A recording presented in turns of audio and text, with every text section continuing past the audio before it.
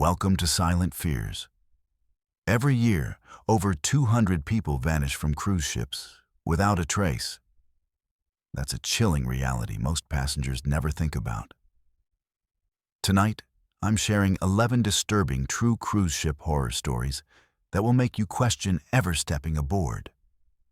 To protect those involved, certain identifying details have been changed. But these are authentic accounts based on real cruise ship incidents. Drop your location and what time you're watching in the comments below. Are you brave enough to sail after hearing these? Let's begin with the first story. My name is Evan, and I'm a 34-year-old graphic designer living in Austin, Texas.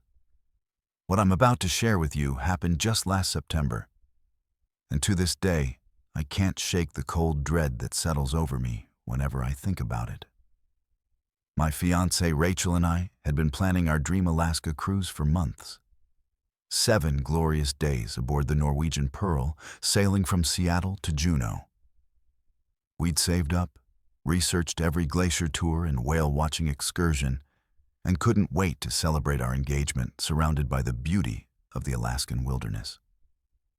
Little did we know that our romantic getaway would turn into a nightmare that still haunts me every single night. The first day was everything we'd hoped for. The ship was massive and luxurious. Our cabin 1203 on deck 12 had a beautiful view, and the buffet spread was incredible. Rachel and I explored every deck, took hundreds of photos, and met some wonderful people at dinner. Our neighbors in cabin 1205 were particularly friendly. A retired teacher named June from Oregon, traveling solo after her husband's passing 2 years earlier. She was 68, cheerful, and had an infectious laugh that made everyone around her smile. We bonded over our shared love of photography and made plans to explore Juneau together when we docked. But here's what I need you to understand. Within 48 hours, June would vanish without a trace, and everything I thought I knew about cruise ship safety would be shattered forever. The second night started normally enough. Rachel and I decided to catch the midnight comedy show in the main theater on deck 7. We'd heard the comedian was hilarious, and after a long day of relaxation, we were ready for some laughs. Around 11:45 p.m., we settled into our seats near the back of the theater. The show was packed, probably 300 people or more. About 10 minutes after we sat down, I spotted June 2 rows ahead of us, laughing loudly at the comedian's jokes. She seemed to be having the time of her life, wiping tears from her eyes between fits of laughter. During the intermission around 12:15 a.m., June turned around and waved at us. "This is wonderful," she called out. "I'm going to grab one last nightcap after the show before heading to bed. You two should join me." Rachel and I smiled and told her we'd catch up with her tomorrow instead. We were exhausted and wanted to turn in early. June nodded, still grinning, and turned back to watch the second half of the show. The comedian came back on around 12:25 a.m., and the show wrapped up at approximately 12:40 a.m. We filed out with the crowd, briefly glimpsed June in the hallway heading toward the elevator bank, and went to our cabin. Rachel and I were asleep by 1:15 a.m., completely unaware that June had just been seen alive for the last time. What happened in those next 7 hours would turn our dream vacation into an investigation that left more questions than answers. I woke to aggressive knocking on our cabin door at 8:30 a.m. Still groggy, I opened it to find 2 ship security officers and a woman in a cruise line uniform who introduced herself as the head of guest services. "I'm sorry to disturb you this early," she said, her face serious. "But we need to ask if you heard anything unusual during the night. Any sounds from the cabin next door, any disturbances in the hallway?" My heart started racing. "No, nothing. Why? What's wrong?" The security officer exchanged glances with his colleague. "Your neighbor in cabin 1205 hasn't been seen since last night. and we're trying to piece together her movements. When did you last see her? At the comedy show, Rachel said, now standing beside me. Around 12:40 a.m. when we were all leaving. She was heading to get a drink. They scribbled notes and asked us more questions. What was June wearing? Did she seem upset or disoriented? Did anyone approach her? We answered everything we could, but they gave us almost no information in return. Before leaving, one officer said, "Please don't discuss this with other passengers. We're handling it internally." After they left, Rachel and I stood in shocked silence. We got dressed quickly and went to the hallway. Yellow security tape now sealed June's cabin door. Through the narrow gap, I could see into her room. The bed was perfectly made and untouched. Her reading glasses sat neatly on the nightstand, and her medications were lined up in the bathroom. Everything suggested she'd planned to return. But what made my blood run cold was the balcony door. It was slightly ajar, maybe 6 inches open, swaying gently with the ship's movement. And then I smelled it. A strange, metallic odor lingering in the corridor, like rust mixed with something chemical that I couldn't identify. Throughout that day, whispers spread among passengers despite the crew's attempts at secrecy. People noticed the sealed cabin, the increased security presence, and the Coast Guard helicopter that circled overhead for hours. Rachel and I learned that June's keycard showed she'd returned to Deck 12 at 12:47 a.m., just 7 minutes after the comedy show ended. But after that single beep of her card unlocking her cabin door, there was no further activity. No footage showed her leaving her room. No elevator cameras captured her going to other decks. No balcony cameras showed anyone on her terrace. She had simply vanished. The Coast Guard launched a massive search operation, scouring over 200 square miles of ocean. Helicopters swept the waters, rescue boats combed the area, and every passenger and crew member was questioned. But the interviews felt perfunctory, almost scripted. When I tried to provide more details about June's demeanor and our conversation, the officer cut me off. "We have everything we need, sir. Please return to your cabin." The most disturbing part? The crew acted like they'd done this before, efficiently, quietly, with practiced precision that suggested this wasn't the first passenger to disappear on their watch. Rachel and I couldn't enjoy anything after that. While other passengers attended luau nights and trivia contests, we found ourselves walking the decks obsessively, staring over the railings into the dark water, wondering if June was out there somewhere. The image of her empty shoes sitting by her cabin door, simple white sneakers she'd worn to the comedy show, haunted me constantly. I'd see them every time I walked past her sealed room, a heartbreaking reminder that someone's entire existence could be erased in minutes.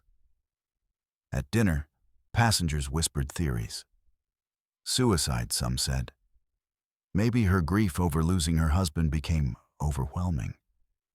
Others suspected foul play, pointing to the lack of camera footage as evidence of a cover-up. A few suggested she'd had a medical emergency and fallen overboard accidentally. But none of it made sense. June was happy, laughing, excited about the cruise. She had plans for the next day. She'd taken her medications and left her belongings organized. People don't meticulously arrange their reading glasses and then jump off a balcony.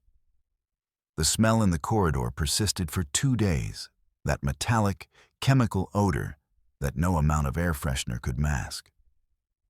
Housekeeping staff avoided eye contact when I asked about it. One young crew member whispered to me in passing, "They cleaned something up that night. Don't ask what." On day 5, I made a decision that would change everything. I started asking questions the crew didn't want me to ask. I cornered the security officer who'd first knocked on our door. "The cameras," I said. You're telling me a woman walked from the comedy show to her cabin, and suddenly every camera stopped working? That's impossible. He stared at me coldly. Technical malfunctions happen, sir. The matter is with authorities now. What authorities? You haven't treated this cabin as a crime scene. You haven't interviewed passengers systematically. You've done the bare minimum and hoped everyone would forget. His jaw tightened. Enjoy the rest of your cruise, Mr. Evan, and I'd suggest you stop speculating. That night, an envelope appeared under our door. Inside was a letter from the cruise line expressing their deepest regrets about the incident and offering us a partial refund along with a non-disclosure agreement. They wanted us to sign away our right to discuss June's disappearance publicly in exchange for compensation. Rachel wanted to sign it and move on. I refused. When we finally disembarked in Seattle 7 days after June vanished, I felt like I'd escaped something sinister. No body had been recovered. No explanation had been provided. The local news ran a brief story about a missing cruise passenger, but it disappeared from headlines within 48 hours. June's family, wherever they were, probably received the same NDA we'd been offered. Here's what keeps me awake at night. That metallic smell, the crew's eerie competence in handling the situation, and the terrifying possibility that June wasn't the first to disappear from that ship. 3 months later, I was searching online for any information about June's case when I stumbled upon a cruise forum. Multiple passengers from different Norwegian Pearl sailings reported similar disappearances over the past 5 years. Always from Deck 12, always with malfunctioning cameras, always with that same strange smell in the corridor afterward. One poster claimed their friend vanished under identical circumstances in 2019. Another described finding a balcony door ajar in an empty cabin, just like June's. I contacted Norwegian's corporate office demanding answers. They responded with legal threats and reminded me that I'd been asked to sign an NDA. When I pointed out that I'd never signed it, they stopped responding entirely. Rachel and I eventually got married, but the shadow of that cruise hangs over us. I can't look at cruise advertisements without feeling sick. I can't smell anything metallic without my heart racing. And every time I close my eyes, I see June's empty shoes by that sealed door, her reading glasses on the nightstand, her medications lined up perfectly, all waiting for a woman who would never return. The worst part? Knowing that the Norwegian Pearl is still sailing, still carrying thousands of passengers, still docking at beautiful Alaskan ports. And somewhere on Deck 12, Cabin 1205 is being rented to new guests who have no idea what happened there. No idea that a woman vanished without a trace while the crew quietly cleaned up evidence and made passengers sign away their silence. I'll never know what really happened to June that night. But I do know this. Cruise lines have perfected the art of making people disappear, both physically and from public consciousness. And until someone demands real answers, more people will vanish into the dark waters, leaving behind nothing but empty shoes and unanswered questions. That's the terrifying truth nobody wants you to know. My name is Priya, and I'm a 28-year-old high school biology teacher from Mumbai, India. What I'm about to tell you happened just 6 months ago, and it's changed the way I see the world forever. For 2 years, I saved every spare rupee I could, skipping weekend outings, bringing lunch from home, taking extra tutoring sessions, all for one dream: a solo international trip to Europe. It sounds simple, but for someone like me who'd never traveled alone, never been outside India without family, this felt monumental. I chose a 10-day Mediterranean cruise aboard the celebrity Eclipse, departing from Barcelona. My parents were worried, my friends were jealous, and I was absolutely terrified and thrilled in equal measure. The day I boarded that ship in Barcelona, I felt like the most independent, confident version of myself I'd ever been. My cabin was 7244 on deck 7, a modest interior room with no windows. But I didn't care. I spent the first 2 days in absolute bliss. I met wonderful passengers at dinner, a retired couple from Canada who adopted me like their granddaughter, and a group of solo female travelers who invited me to join their excursions. The food was incredible, the ports were magical, and I walked through Barcelona's Gothic Quarter and Nice's Promenade des Anglais, feeling like I could conquer the world. For the first time in my adult life, I felt truly proud of myself. Then came the third night, and in less than 5 minutes, everything I thought I knew about safety, privacy, and trust was shattered forever. It was around 11 p.m. on September 18th. We just left Marseille and were sailing toward Rome. I'd spent the evening at a trivia contest in the main lounge, laughing with new friends over terrible geography questions. When I returned to cabin 244, I was exhausted but happy. I changed into my pajamas, washed my face, and was about to brush my teeth when something caught my eye in the bathroom mirror's reflection. Above the mirror, near the ceiling vent, there was a tiny red light. Blinking, steady, rhythmic. At first, I thought it was a smoke detector. But the position seemed wrong. Too low, too angled. My heart started beating faster. I grabbed my phone, turned on the flashlight, and stood on the toilet seat to get a closer look. That's when I saw it clearly. Behind the vent grill, partially hidden but unmistakable, was a small camera lens. Black, professional looking, still recording. The red light blinked again, as if mocking me. I felt my legs go weak. My hands started shaking so violently, I almost dropped my phone. Someone had been watching me. For how long?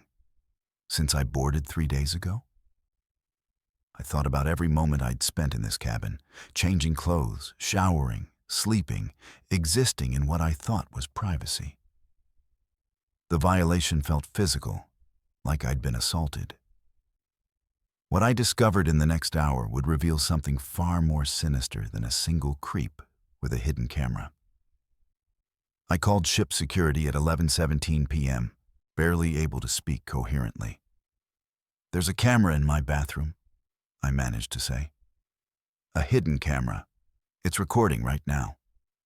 The operator's tone shifted immediately from casual to urgent. "Stay in your cabin. Don't touch anything. Security's coming right now." They arrived in 8 minutes. 2 officers and a woman who introduced herself as the head of security. Her name was Christina, and I'll never forget the look on her face when she examined the camera. It wasn't surprise. It was something worse. Recognition mixed with dread, like she'd seen this before. Christina carefully removed the camera using gloves. "This is sophisticated equipment," she said quietly, more to herself than to me. "Wi-Fi enabled, motion activated, with a micro SD card." She turned to the officers. "We need to sweep every solo female passenger cabin on this deck. Now."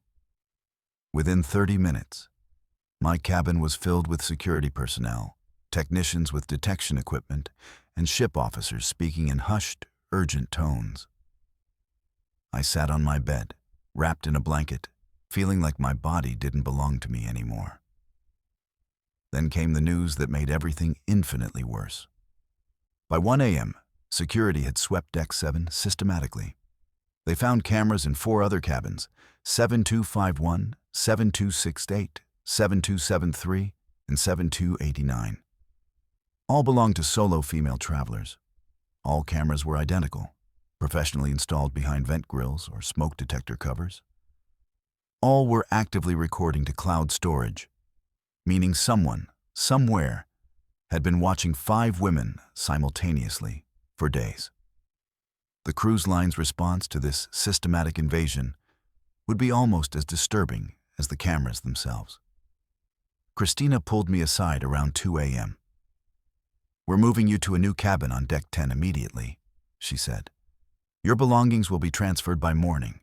We're launching a full investigation." I asked the obvious question. Who did this? Who has access to install cameras in passenger cabins? She avoided eye contact. "We're looking into crew members with technical skills and cabin access. Housekeeping, maintenance, IT staff." But there was something in her voice, a rehearsed quality like she'd said these words before. The other 4 affected women were gathered in a conference room. We sat in shocked silence, some crying, others staring blankly. A cruise line representative arrived, a man in a crisp uniform who spoke in careful corporate language. "This is an isolated maintenance-related incident," he began. I cut him off. "Maintenance? 5 cameras, installed identically, targeting solo women? That's not maintenance. That's systematic stalking." He cleared his throat. "We take this matter extremely seriously. We've notified appropriate authorities and are conducting an internal review.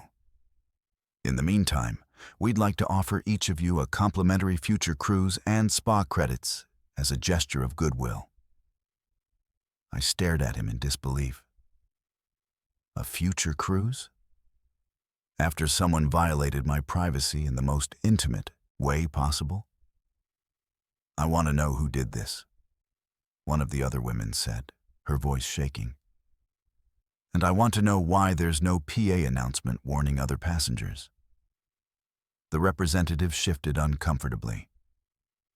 "We don't want to cause panic. These situations require discretion." That word, discretion, it meant silence. It meant keeping this quiet so other passengers wouldn't know that somewhere on this ship, a predator had access to cameras, cabins, and God knows what else. What a crew member whispered to me the next morning would confirm my darkest suspicions. I couldn't sleep that night in my new cabin on deck 10. Every shadow looked like a camera. Every sound seemed like someone watching.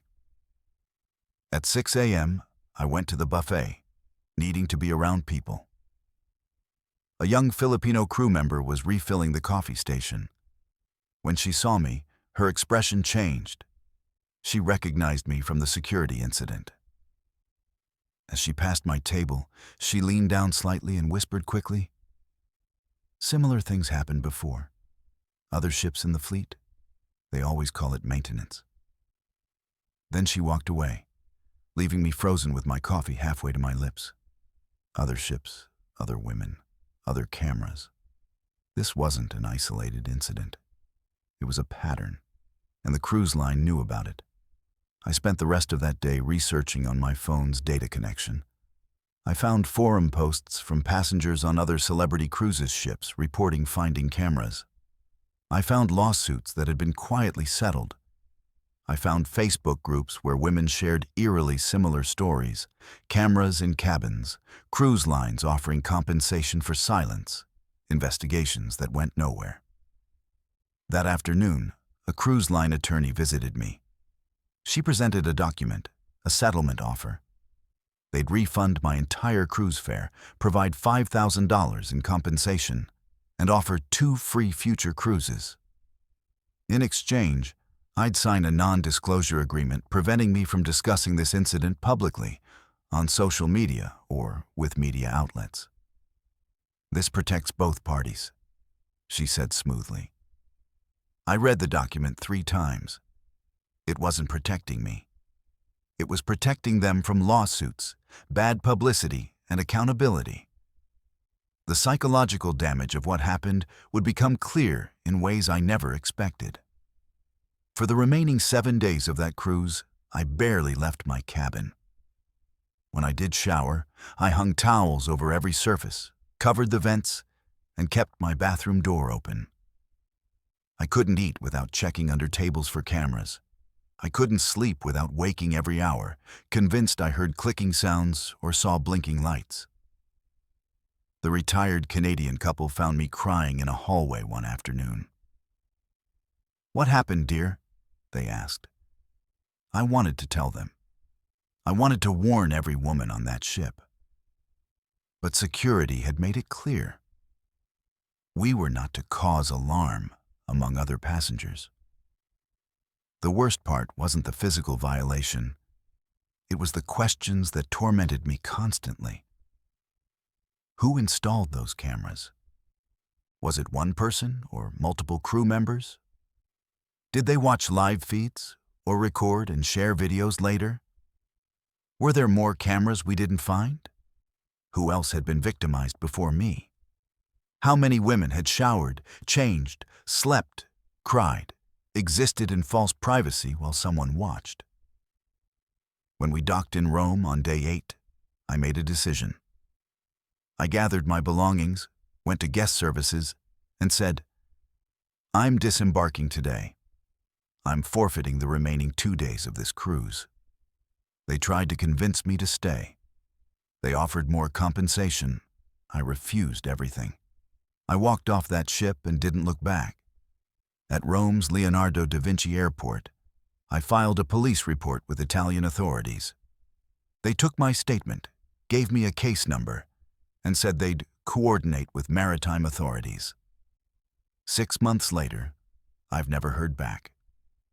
The cruise line sent me a generic apology letter 2 weeks after I returned home, stating that appropriate measures have been taken to prevent future incidents. They never specified what those measures were. They never told me who installed the cameras. They never explained how someone could systematically target solo female passengers without any oversight or prevention. The aftermath of that cruise haunts me in ways that people who haven't experienced this violation can never truly understand. I'm back in Mumbai now, back to teaching biology to teenagers, back to my normal life. Except nothing feels normal anymore. I cover my laptop camera with tape. I inspect every hotel room, every changing room, every bathroom for hidden cameras.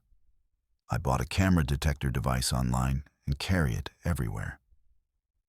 My friends think I'm paranoid. My parents think the cruise scared me, but that I'll recover. They don't understand that recovery isn't possible when your fundamental sense of safety has been destroyed. I have nightmares about red blinking lights. I wake up at 3 a.m. convinced someone is watching me through my bedroom mirror.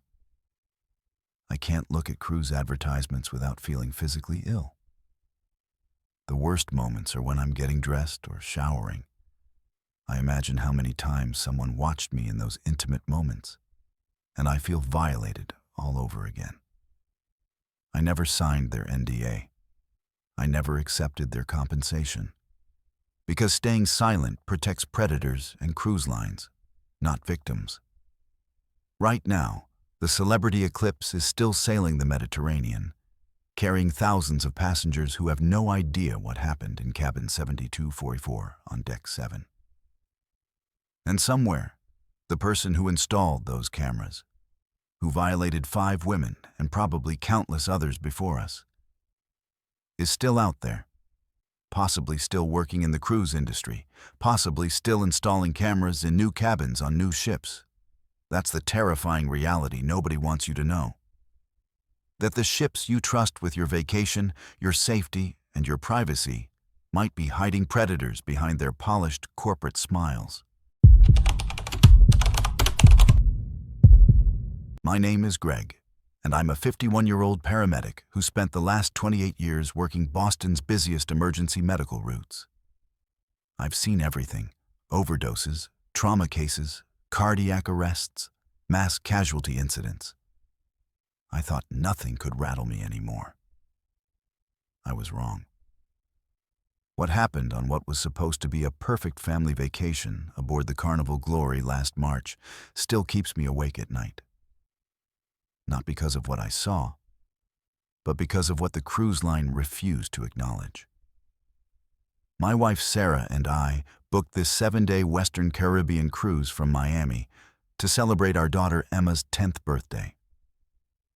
Emma had been begging for a cruise for 2 years, showing us brochures, watching cruise vlogs on YouTube, circling all the activities she wanted to try. Our son Tyler, 13, pretended he was too cool for a family vacation, but secretly marked every excursion in the itinerary. We splurged on cabin number 2 on deck 9, a balcony room with ocean views. The first 3 days were everything we'd hoped for. Endless buffets, kids running between the water slides and arcade, gorgeous sunsets over turquoise waters. We snorkeled in Grand Cayman, explored colorful markets in Jamaica, and watched Emma's face light up with pure joy at every new experience. On day 4, we docked in Cozumel, Mexico. The weather was perfect. 85 degrees, clear skies, calm seas. After a morning exploring Mayan ruins, we returned to the ship around 2 p.m. Emma and Tyler immediately headed to the main pool on deck 10, the massive family pool with waterfalls and swim-up bars. Sarah and I relaxed on deck chairs, watching them play with dozens of other kids, all laughing and splashing in the afternoon sun. Within 6 hours, our daughter would be struggling to breathe, and we'd realize we weren't dealing with a simple accident. We were caught in something the cruise line was desperately trying to hide. Around 5 p.m., Emma came to our cabin wrapped in her towel, shivering despite the warm evening. "Dad, I don't feel good," she said, her voice small. I touched her forehead, burning hot. When she dropped her towel to change for dinner, I saw it immediately. A spreading red rash across her arms, torso, and upper back. Not sunburn, this was different. Raised, blotchy, with distinct borders that looked almost geometric. My paramedic instincts kicked in immediately. I checked her pulse, rapid, 118 beats per minute. Respiratory rate elevated. Pupils normal, but eyes slightly unfocused. "Sarah, call the ship's doctor." "Now," I said, trying to keep my voice calm for Emma's sake. Within 20 minutes, a crew medical team arrived at our cabin. They took one look at Emma, and their expressions changed. I saw it. That flash of recognition mixed with concern that medical professionals get when they've seen something before. They took her temperature, 103.2 degrees Celsius. Her oxygen saturation was 94%, lower than it should be. She was developing slight respiratory distress, taking shallow, rapid breaths. We rushed Emma to the medical bay on deck 1. The ship's doctor, a middle-aged man who introduced himself as Dr. Paulo, examined her thoroughly.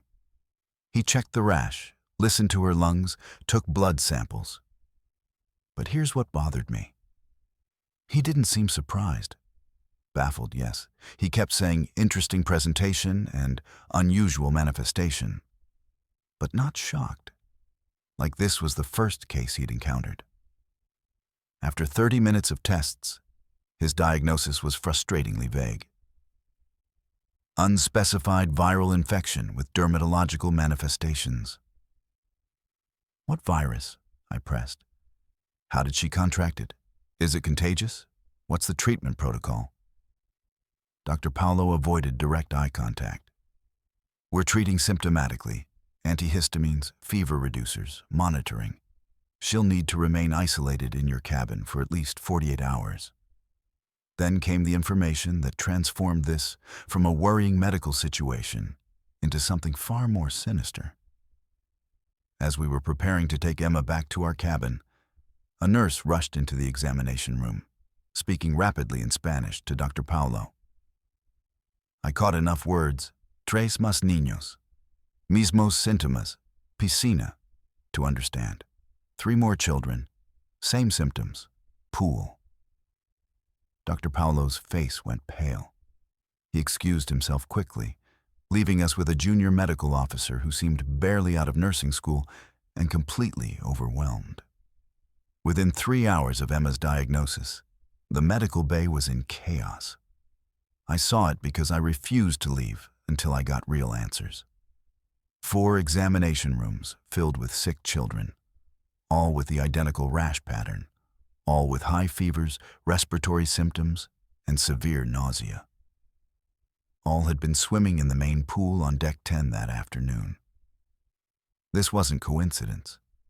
This was an outbreak, and I was watching a cruise ship medical facility that was absolutely unprepared for mass casualty response.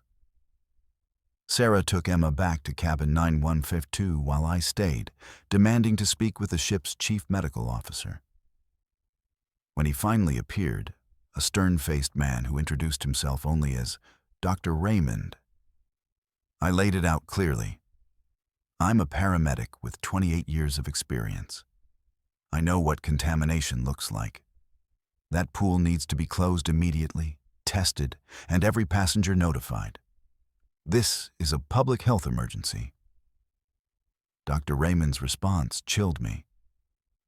Sir, we're handling this according to maritime health protocols. The situation is under control. I need you to return to your cabin now. Under control. There are at least 4 sick children, possibly more. What's the vector? Chemical contamination? Bacterial infection? Parasites? That information is confidential pending investigation. Please return to your cabin. When I got back to cabin 9152, I discovered that quarantine meant something very different from what I'd expected, and that we were far from the only family trapped in this nightmare. A security officer was posted outside our door. A notice had been slid under. Mandatory. Health isolation. Do not leave cabin. Meals would be delivered. Medical staff would check on Emma every 6 hours. No other information provided. Inside, Emma was curled on her bed, crying softly. The rash had spread to her legs. Her fever remained dangerously high despite medication. Sarah looked terrified. Around 9 p.m., I heard sounds through the wall, muffled crying, a child's voice saying, "Mommy, it hurts," and a mother trying to soothe her. Our neighbors in cabin 9154 were quarantined too. Another sick child. I knocked on the connecting wall, 3 sharp taps. A moment later, 3 taps back. We weren't alone. I pulled out my phone and checked the crew's Facebook group I'd joined before the trip. Texts were flooding in. Anyone else's kid sick? My son has a horrible rash. Medical bay won't tell us anything. They just quarantined us. Did your child swim in the Deck 10 pool today? Same symptoms here. Rash, fever, breathing problems. I counted at least 7 families reporting identical illnesses. 7 that were willing to post publicly.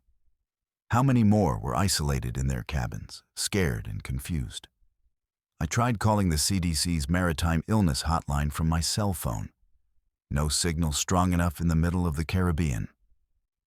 I tried the ship's emergency number. All circuits busy. The crew's response over the next 48 hours would reveal a coordinated cover-up that prioritized the cruise line's reputation over passenger safety. The captain never made an announcement. Not one word over the PA system about the outbreak, safety measures, or pool closures. When I demanded information during a medical check at midnight, the nurse, now wearing full PPE including gloves, mask, and face shield, would only say, "Precautionary measures are in effect." Precautionary? My daughter can barely breathe. What precautions? What are we being protected from? I can only share information authorized by the medical director, sir. The next morning, I watched from our balcony as crew members in hazmat suits drained and scrubbed the Deck 10 pool. They worked quickly, efficiently, like they'd done this before. But there was no announcement explaining why the pool was closed. No testing results shared. No transparency whatsoever. Food was left outside our door 3 times a day by crew members wearing gloves and masks. Think about that. The staff clearly knew there was a contagious element serious enough to require full protective equipment. Yet they told passengers nothing. Through texts with other quarantined families, a horrifying picture emerged. At least 12 children were affected, possibly more. Ages ranged from 5 to 14. All had swum in the Deck 10 pool between 1 p.m. and 5 p.m. on day 4. All developed symptoms within 3 to 6 hours. Rumors spread like wildfire through text messages. I heard a crew member was sick last week with something similar. Someone said the pool filtration system malfunctioned. My cabin steward whispered that this happened on another Carnival ship last year. The water tested positive for something. They're not saying what. I tried to confirm these rumors with every crew member who delivered meals, checked on Emma, or passed our cabin. Stone-faced silence. Scripted responses. The situation is being handled per protocol. On day 6, something happened that confirmed my worst fears about what was really going on. Emma's fever finally broke after 4 agonizing days. The rash began fading. Her breathing normalized. Dr. Paolo examined her and declared her recovered enough to leave isolation. But before we could go, a cruise line representative appeared at our cabin, a woman in business attire with a tablet and rehearsed sympathy. "We're so sorry for Emma's illness," she began. "We want to make this right. We're offering your family a full cruise refund, plus a voucher for a future cruise, plus $1,000 in onboard credits for your remaining days." "What caused it?" I asked directly. "What made my daughter and a dozen other children sick?" "The investigation is ongoing. Initial tests suggest a possible environmental allergen reaction." Allergen? 12 children develop identical symptoms from the same pool at the same time, and you're calling it an allergen? What about bacterial contamination, chemical exposure, infectious disease? Her expression never changed. As I said, the investigation is ongoing. The compensation offer stands, provided you sign this acknowledgement form. I read the form. It was a liability waiver stating that Emma had recovered fully, that we accepted the cruise line had provided adequate medical care, and that we wouldn't pursue further claims or discuss the incident publicly in ways that could damage the reputation of Carnival Cruise Lines. You want me to sign an NDA about my daughter's illness? It's standard procedure to document resolution of incidents, Mr. Gregg. I refused to sign. So did 3 other families I'd connected with. The cruise line representative's friendly demeanor evaporated. That's your choice. But I should inform you that without signing, you won't receive any compensation, and any future claims would be very difficult to prove given maritime law. The aftermath of this cruise revealed a pattern of cover-ups and silence that suggests what happened to Emma happens far more often than anyone wants to admit. We disembarked in Miami 4 days after Emma first got sick. No CDC officials met us at the port, no health department follow-up. We simply walked off the ship with hundreds of other passengers, many of whom had no idea there'd been an outbreak affecting multiple children just decks above or below them. I filed a formal CDC complaint within 24 hours, documenting everything: Emma's symptoms, timeline, other affected families, the crew's evasive responses. 6 months later, I've received 0 response. Not an acknowledgement, not an investigation update, nothing. I filed a complaint with Carnival's corporate office. They sent a generic letter offering the same refund and voucher I'd already refused, along with another copy of their liability waiver. 3 months after the cruise, I found an online forum dedicated to cruise ship illness incidents. My hands shook as I read through dozens of posts from passengers who'd been on the Carnival Glory in the months before and after our sailing. At least 4 other families reported nearly identical outbreaks, children developing rashes and respiratory symptoms after swimming in the Deck 10 pool, vague medical diagnoses, forced quarantines, and cruise line offers of compensation in exchange for silence. One post from a nurse who'd sailed 2 months before us wrote, My medical background told me this was likely chemical contamination or bacterial infection. But the ship's doctor insisted it was viral. They closed the pool for 2 days, then reopened it without posting any test results. 3 more kids got sick before the cruise ended. Another post? Carnival Glory, August 2024. 7 children, same rash, same pool. My lawyer said maritime law makes it nearly impossible to sue cruise lines for illness unless you can prove gross negligence. The cruise line knows this. As a paramedic who's dedicated his career to emergency medicine and patient advocacy, what disturbs me most isn't just what happened to Emma. It's the systematic suppression of information that puts every future passenger at risk. Emma recovered fully, thank God. The rash faded after 10 days, and her respiratory system returned to normal. But the psychological impact lingers. She has anxiety around public pools now. She asks me constantly if the water is safe before swimming anywhere. She's 10 years old, and she's learned that the adults supposedly protecting her, cruise lines, doctors, authorities, can't always be trusted to tell the truth. I'm trained to trust medical professionals, to respect protocols, to believe in systems designed to protect public health. That cruise shattered those assumptions. The crew knew there was an outbreak. They knew it was serious enough to require PPE and quarantine.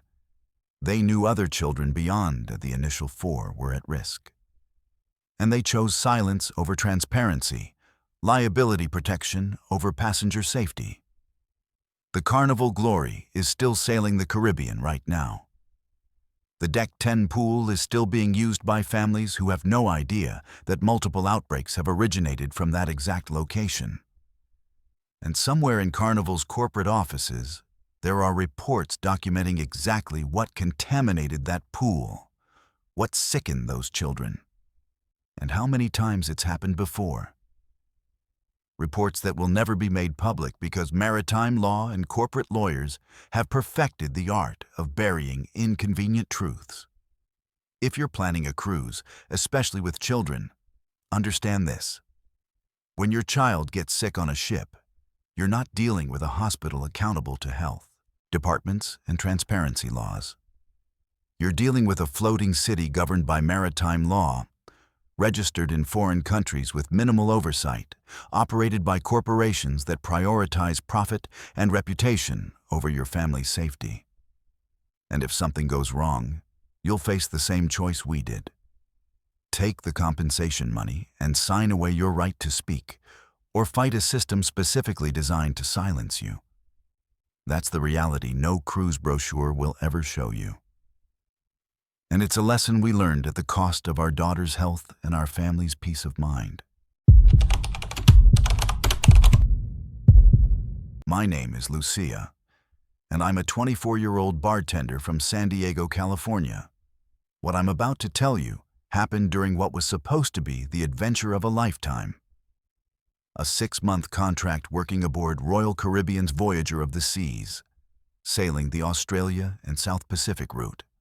I'd signed up for this job right after finishing my associate's degree, dreaming of saving money for university while exploring exotic ports and meeting people from around the world. The recruitment video showed smiling crew members serving tropical drinks against stunning ocean sunsets. They didn't show what happens when a passenger decides you're not just their bartender, you're their obsession, and the ship becomes a floating prison you can't escape. I joined the Voyager of the Seas in Sydney on February 12th, assigned to the beverage department with rotating shifts at various bars throughout the ship. My crew quarters were on Deck 2, a tiny cabin I shared with another bartender named Amara from the Philippines. The work was brutal. 12-hour shifts, sometimes 14 during peak hours, serving hundreds of passengers daily with maybe a 30-minute break if you were lucky. But I loved it. The crew became family quickly. We'd gather in the crew mess at midnight, sharing stories in a dozen different languages, laughing about demanding passengers, supporting each other through homesickness and exhaustion. For the first 3 weeks, everything was exactly what I'd hoped for. I worked the pool bar, the main atrium bar, and occasionally the fancy cocktail lounge on deck 11. I learned to make 30 different cocktails by heart, perfected my small talk with passengers, and earned decent tips. We sailed from Sydney to Auckland, then Fiji, Samoa, and Tonga. During port days, crew members would explore together, snorkeling, hiking, taking photos in paradise locations we'd only seen in travel magazines. Then, 3 weeks into my contract, I noticed him for the first time, and my dream job slowly transformed into a waking nightmare. It was a Tuesday afternoon at the Deck 10 pool bar. We were sailing between Melbourne and Hobart, and the sun was blazing. I was making frozen margaritas as fast as the blender could churn them out. A passenger approached, middle-aged, probably late 50s, heavy-set with thinning gray hair, wearing a red polo shirt and khaki shorts. He didn't order anything. He just stood there, 5 feet from the bar, staring at me. Not in the casual, waiting for service way. In that fixed, unblinking way that makes your skin crawl. "Can I help you with something?" I asked, trying to sound friendly despite my discomfort. He smiled slowly. "Just watching you work, Lucia. You're very good at what you do." I hadn't been wearing a name tag. I was sure of it. Pool bar staff didn't wear them because they got wet. "How do you know my name?" "I make it my business to know," he said, then turned and walked away, without ordering anything. I told myself it was nothing. Maybe he'd seen me at another bar where I did wear a name tag. Maybe he'd overheard another passenger using my name. But something about his tone, that deliberate emphasis on, "I make it my business to know," made my stomach turn. The next day, I was working the sports bar on Deck 6. Quieter venue, mostly occupied by older men watching soccer and cricket. Around 3 p.m. he appeared. Same red polo, same khaki shorts, same unsettling stare. He sat at the far end of the bar, ordered a Coke, and watched me for 2 hours without saying a word. Every time I glanced his way, he was looking directly at me. That same slow smile spreading across his face. Over the next week, I realized with growing horror that this wasn't coincidence. He was tracking my every move throughout the ship. I worked 5 different bar locations across various decks, with schedules that changed daily. Yet somehow, he always found me. Pool bar at 10 a.m., he'd appear by 10:15, atrium bar, evening shift, he'd be there within 20 minutes. The most disturbing moment came when I was assigned to the exclusive Constellation Lounge on Deck 12, a suite-level venue where only passengers staying in high-end accommodations were allowed. This bar required showing your cabin key card to access. Yet there he was, sitting in a leather chair by the window at 9 p.m., watching me shake martinis for wealthy retirees. "How did you get in here?" I asked a steward. "That passenger in the red shirt. He's not a suite guest, is he?" The steward checked her tablet. "There's no record of anyone accessing this lounge who doesn't belong here. Are you sure?" By the time I turned back around, he was gone. The notes started appearing the following week. I'd find them on my bar station, tucked under glasses or folded into cocktail napkins. They were always handwritten in neat, careful script. "See you soon, Lucia. You look beautiful today. I especially like that white shirt. I know what time your shift ends. I know where you sleep." That last one made my blood run cold. Crew quarters were strictly off-limits to passengers. Deck 2 was secured with key card access that only worked for crew members. How could he possibly know where I slept? When I found the photograph in my locker, I knew this had crossed from creepy to dangerous. 4 weeks into the stalking, I went to my crew cabin during a break to grab my phone charger. When I opened my small metal locker, something fell out. A photo. It was a picture of me behind the pool bar, serving drinks, completely unaware I was being photographed. Attached to it with a paperclip was a cheap silver bracelet and a note. This would look pretty on you. A friend who cares. My hands shook as I showed it to Amara. Lucia, this is serious, she said, her face pale. You need to report this to security immediately. I went straight to my supervisor, Miguel, the head bartender. He listened, documented everything, and called security. 2 officers met with me in a conference room, took my statement, and asked me to describe the man. I gave them every detail: red polo, khaki shorts, gray hair, approximate age, heavy build. One officer said they'd review CCTV footage and handle it. What about the locker? I pressed. How did he get into crew areas? That's supposed to be impossible.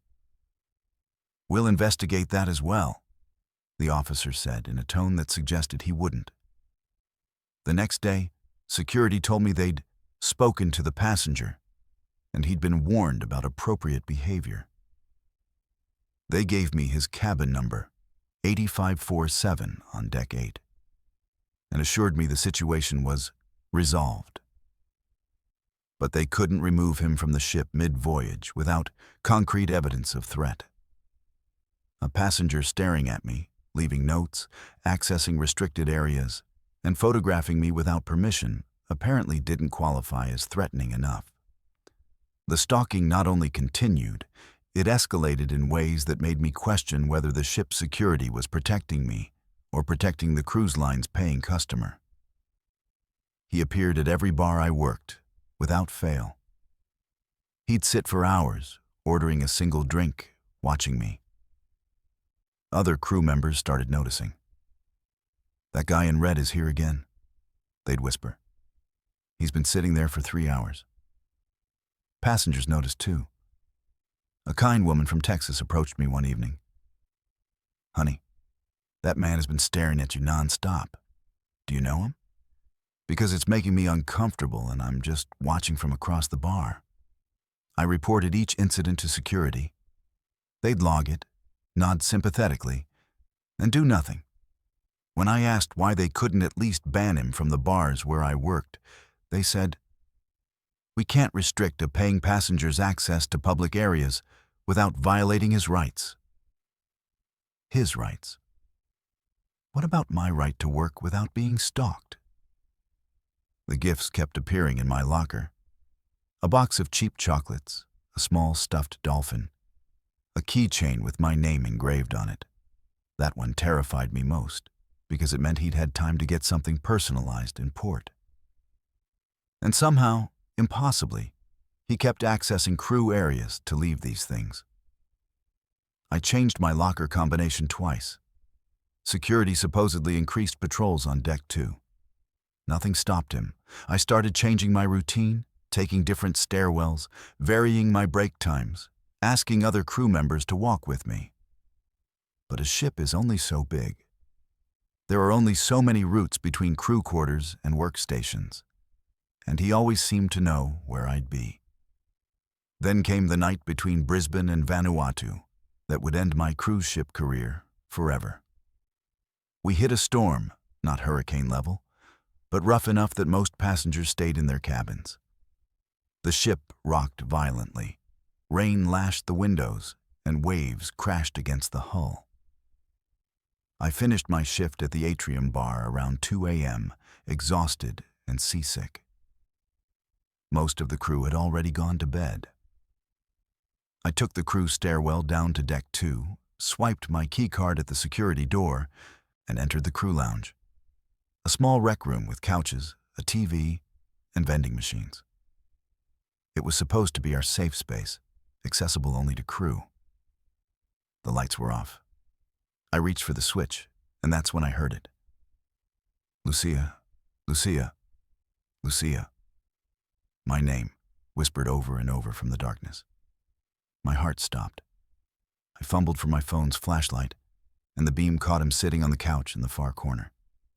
Red polo, khaki shorts, that smile. In the crew lounge. At 2 a.m., in a space that required crew-only key card access. How did you... I couldn't finish the sentence. Terror seized my throat. He stood up slowly, still whispering my name, taking a step toward me. I screamed. A raw, primal scream that echoed through the metal corridors. He kept smiling, kept walking toward me. I screamed again, backing toward the door. Within seconds, I heard running footsteps. 2 security officers burst into the lounge. "He's there, right there!" I pointed at the couch. They shined their flashlights. The lounge was empty. No one on the couch, no one in the corners. Just me, hyperventilating and crying. "Ma'am, there's no one here," one officer said gently, like he was talking to someone delusional. He was right there, in the red shirt. He was saying my name. They searched the entire lounge, checked the security logs for the door. According to the system, only my keycard had accessed that door in the last 2 hours. No one else had entered. But I knew what I saw. I knew what I heard. And the fact that he'd vanished within seconds, with no possible exit except the door I was blocking, made it somehow worse. What happened next taught me that cruise lines will always protect their revenue over their crew members' safety. I went straight to the crew manager's office at 3 a.m., still shaking. "I'm done," I said. "I'm quitting. I need off this ship." The crew manager, a stern British woman named Claire, reviewed my file, read the security reports, and sighed. "Lucia, you signed a 6-month contract. Breaking it means forfeiting all wages earned, plus you'll owe the company for your return airfare and training costs, approximately $4,000. "I don't care. That man has been stalking me for 5 weeks. Your security has done nothing. He's accessing crew areas. I don't feel safe." According to security, they've addressed the situation multiple times. The passenger has been warned. Tonight's incident shows no evidence of anyone being in that lounge. So you think I'm making this up? You think I'm hallucinating? I think you're stressed. Long hours, isolation, perhaps some anxiety. I can arrange for you to see the ship's counselor. I stared at her in disbelief. They were gaslighting me, making me question my own sanity rather than acknowledging they had a dangerous passenger on board. The next morning, I packed my belongings. The cruise line threatened legal action for breaking my contract. Other crew members, my friends, urged me to reconsider. "Just a few more weeks," they said. "Maybe he'll disembark soon." But I couldn't stay another day on that ship. I disembarked in Suva, Fiji, on March 29th, forfeiting 5 weeks of wages and owing money I didn't have. As I walked down the gangway with my suitcase, I saw him one final time, standing at a deck 8 railing, wearing that red polo shirt, watching me leave, smiling. 6 months later, the truth I learned from former crewmates would confirm everything I'd suspected, and reveal I wasn't his only victim. Back home in San Diego, unemployed and traumatized, I stayed in contact with Amara and other crew members from the Voyager. 3 months after I left, Amara sent me a message that made my stomach drop.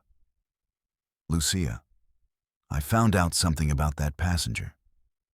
His cabin 8547 was registered under a fake name. Credit card didn't match the booking. And he disembarked early in Fiji, same day you left, even though his booking went through Tahiti. It's like he was following you." Another crew member, a security officer named David who'd left the ship shortly after me, revealed more. That guy had done this before. Not just on our ship, on other Royal Caribbean ships. There's an internal watch list for problematic passengers, but it's almost never enforced because they're paying customers. He books under different names, targets young female crew members, and cruise lines look the other way until someone quits or files a lawsuit. I tried to file a formal complaint with Royal Caribbean Corporate. They responded with a form letter stating they take all allegations seriously. But since I was no longer employed and the matter was resolved, they considered the case closed.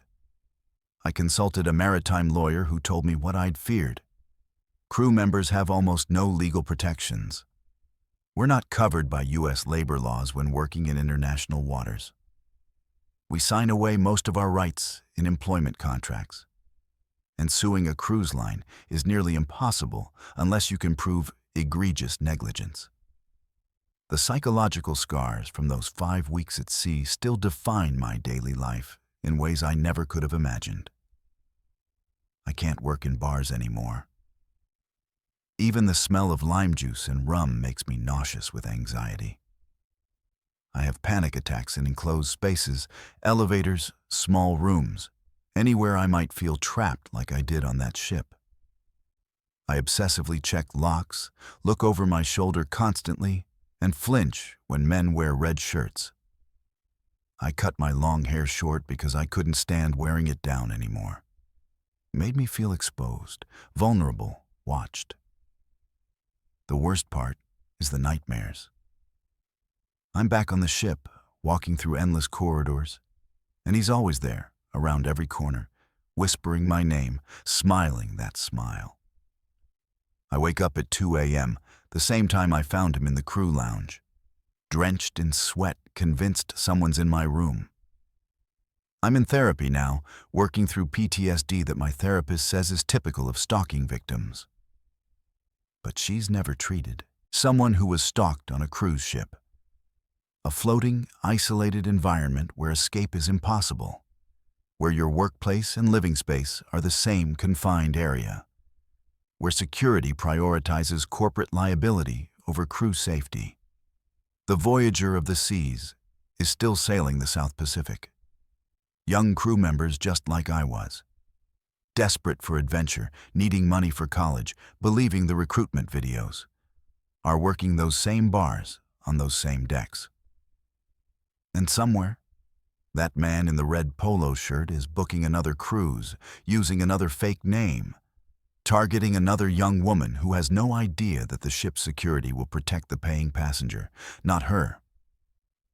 That's the truth about working on cruise ships that no recruitment video will ever show you. You're not an employee with rights. You're disposable labor in international waters where predators can hunt with near impunity. My name is Deshawn, and I'm a 38-year-old HVAC engineer from Detroit, Michigan. What I'm about to share with you is every parent's absolute worst nightmare. The kind of story that shatters your entire understanding of safety, trust, and the world itself. For 3 years, my wife Janelle and I saved every extra dollar we could. We skipped vacations, drove old cars, ate at home instead of restaurants. Also, we could give our daughter Alyssa the trip of her dreams for her 7th birthday. A 10-day Western Mediterranean cruise aboard the MSC Seaside, departing from Barcelona. Castles in Europe, gelato in Italy, beaches in Greece, everything a little girl could want. The first 7 days were pure magic. Then, on day 8, our daughter vanished from a supposedly secure kids' club. And in the hours that followed, our lives became a living hell that continues to this day. We boarded the MSC Seaside on June 3rd, assigned to cabin 10312 on deck 10. A mid-level cabin with a small balcony. Alyssa was beyond excited. She'd packed her favorite stuffed rabbit, 3 books about princesses, and her new pink sneakers that lit up when she walked. The ship was enormous. 4,140 passengers, 1,413 crew members, 20 decks, endless corridors and public spaces. But the cruise line had assured us repeatedly, "Your child is safe with us. Our kids' club has state-of-the-art security." The first week was everything we'd dreamed of. We explored the Sagrada Familia in Barcelona, ate fresh pasta in Naples, swam in the crystal waters of Santorini, and walked through ancient ruins in Athens. Alyssa made friends in the kids' club, other children her age who loved the organized activities, arts and crafts, and movie nights. The counselors seemed attentive and professional. Every time we picked her up, she was smiling, showing us her drawings, telling us about the games they'd played. On June 10th, day 8 of our cruise, we made a decision that would haunt us for the rest of our lives. We were docked in Barcelona again, coming full circle on the Mediterranean route. Janelle and I hadn't had a single evening alone together during the entire trip. One of the kids' club counselors, a young woman named Sophia, approached us at breakfast. "We're doing a special evening session tonight from 6 to 8 p.m., she said brightly. "Movie night, pizza, ice cream sundaes. The kids love it. Gives parents a chance to enjoy a romantic dinner." Alyssa was jumping up and down. "Please, Daddy, please, my friends are going." Janelle and I looked at each other. 2 hours, a supervised, secure kids club on deck 15, professional staff. What could possibly go wrong? "Okay, baby girl," I said, kissing Alyssa's forehead. "But you stay with the counselors the whole time, understand?" She nodded eagerly, already running off to tell her new friends. At 5:45 p.m., we dropped Alyssa at the kids' club entrance on deck 15. Sophia scanned Alyssa's wristband. Every child wore one linked to their parents, information, and cabin number. "She's checked in," Sophia confirmed. "Pickup is 8 p.m. sharp. Have a wonderful evening." Alyssa waved at us, clutching her stuffed rabbit, disappearing into the colorful room filled with other children. Janelle and I went to the specialty steakhouse on deck 6, a restaurant that required reservations. For 2 hours, we relaxed, talked about how much Alyssa had grown, planned future trips, and felt like a couple again, instead of just exhausted parents. My phone rang at 8:11 p.m., kids' club number. "Probably reminding us to pick her up," I said, smiling. I answered, "Hello? Mr. Deshawn?" Sophia's voice was strained, tight with panic. "Is Alyssa with you?" My blood went cold. "What? No, she's with you. At the kids' club. She didn't show up for pickup. We thought maybe she'd left early and you'd already gotten her." In that moment, my entire world collapsed, and I entered a nightmare that no parent should ever have to experience. Janelle and I ran. Full sprint through corridors, up stairwells, pushing past passengers, screaming Alyssa's name. We reached the kids' club at 8:18 p.m. Security was already there. 4 officers, 2 counselors, and Sophia, who was crying. We did a head count at 7:45. Sophia said through tears. Alyssa was there, watching the movie. At 8 Saskas, when parents started arriving, we did another count. She was gone. "Gone? How is she gone? You're supposed to be watching them." Janelle screamed, her voice breaking. Security began searching immediately. They checked bathrooms, storage closets, the movie room. Nothing. At 8:25 p.m., the head of security pulled me aside.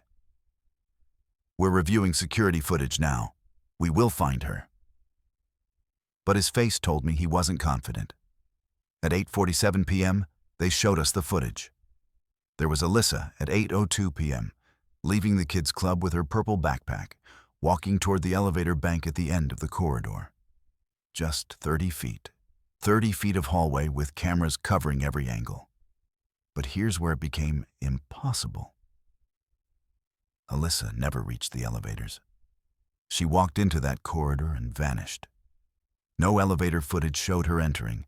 No stairwell cameras caught her. No other hallway cameras on any deck showed her. She disappeared in a 30-foot stretch with no exits, no side doors, no possible escape routes except the elevators and stairwells, and she appeared on neither. "That's impossible," I said, staring at the screen. "Play it again." They did. Same result. Alyssa walked into that corridor at 8:02:14 p.m. and ceased to exist. What followed was a massive search operation that somehow felt both overwhelming and completely inadequate. At 8:55 p.m., the ship's PA system blared to life. "Attention all passengers. This is Captain Moretti. We have a missing child, 7-year-old Alyssa, wearing a white t-shirt with a unicorn, pink shorts, and light-up pink sneakers. If you see her, notify crew immediately. All passengers, please check your cabins, balconies, and nearby areas." The announcement repeated every 10 minutes in English, Italian, Spanish, French, and German. Security sealed off sections of the ship. Crew members searched every public area: pools, theaters, restaurants, arcades, shops. Other passengers joined the search, thousands of people looking for a little girl in a unicorn shirt. Janelle and I ran through every deck, screaming her name until our voices gave out. "Alyssa, baby, where are you? Alyssa!" By 10 p.m., Spanish police boarded the ship. We were docked in Barcelona, and local authorities took jurisdiction. Detective Inspector Carla Ruiz led the investigation. She was professional, direct, and terrifying in her efficiency. "Mr. Deshawn, Mrs. Janelle, I need to search your cabin immediately." "Why? She's not in our cabin. She's missing," Janelle cried. "Standard protocol. We search family cabin first." We stood in the hallway while officers tore through cabin 10312. They photographed everything: Alyssa's pink sneakers by the bed, her stuffed rabbit on the pillow, her half-finished drawing of a castle on the desk, her toothbrush in the bathroom. Everything she'd left behind when she went to Kids Club, expecting to return. Then came the interrogation that made us realize we weren't just parents of a missing child. We were suspects. At 11:30 p.m., Janelle and I were separated and taken to different conference rooms. Detective Ruiz sat across from me with a Spanish interpreter and a recording device. "Mr. Deshawn, I need you to tell me everything about today. Every detail. What time did you drop Alyssa at Kids Club? How did she seem? Any arguments? Any unusual behavior?" "No, she was happy, excited. We dropped her off at 5:45, went to dinner, and got the call at 8:11 that she was missing." "Why didn't you pick her up exactly at 8 or else?" "Because we were at dinner on deck 6. It takes time to get the check. Walk to deck 15. "So you were late picking up your daughter?" "By 11 minutes. That's not... Are you seriously suggesting we had something to do with this?" The questions continued for 3 hours. "Where were you between 8 and 8:11? Can anyone verify that? Did you have any financial problems? Life insurance on Alyssa? Marital issues? Had you disciplined her recently?" They seized our phones, computers, checked our cabin surveillance, interviewed every passenger who'd interacted with us. Meanwhile, our daughter was missing, possibly hurt, possibly terrified. And they were treating us like criminals. Janelle was interrogated even more aggressively. She told me later that they'd asked if I was abusive, if she was covering for me, if we'd planned this together. By 3 a.m., they finally acknowledged we weren't suspects. But those hours of accusation while our child was missing felt like torture. For 3 agonizing days, the ship remained docked in Barcelona. And with each passing hour, hope turned into something darker. All 440 passengers were questioned, every crew member interviewed. Spanish police brought in cadaver dogs that searched every inch of the ship. Luggage areas, engine rooms, waste management, food storage, crew quarters. They found nothing. Coast Guard searched the waters around Barcelona, checking if Alyssa had somehow fallen overboard. No evidence of that. Media descended. News helicopters circled the ship. Reporters camped outside the port. We did press conferences, begging anyone with information to come forward. Alyssa's face was on every Spanish news channel, shared millions of times on social media. Please, if you have our daughter, just let her go. Janelle sobbed into cameras. She's 7 years old. She needs her parents. Please. Other passengers disembarked gradually. Those who'd been cleared by police, those whose vacations were ruined, those who wanted to escape the nightmare. Some were sympathetic, hugging us, promising to pray. Others looked at us suspiciously, whispering, convinced parents must have done something. In cabin 10312, Alyssa's belongings remained exactly as she'd left them. Her pink sneakers, her stuffed rabbit, her drawing of a castle that she'd never finish. Janelle would hold the rabbit and cry for hours. I'd stare at those sneakers, remembering how Alyssa would stomp her feet to make them light up, laughing every time. On day 3, Detective Ruiz called us to her temporary office on the ship with news that shattered the last fragments of hope we'd been clinging to. We've completed our search, she said quietly. Alyssa is not on this ship. We've checked every possible location: storage, vents, crawl spaces, machinery, water tanks, everything. We've interviewed everyone.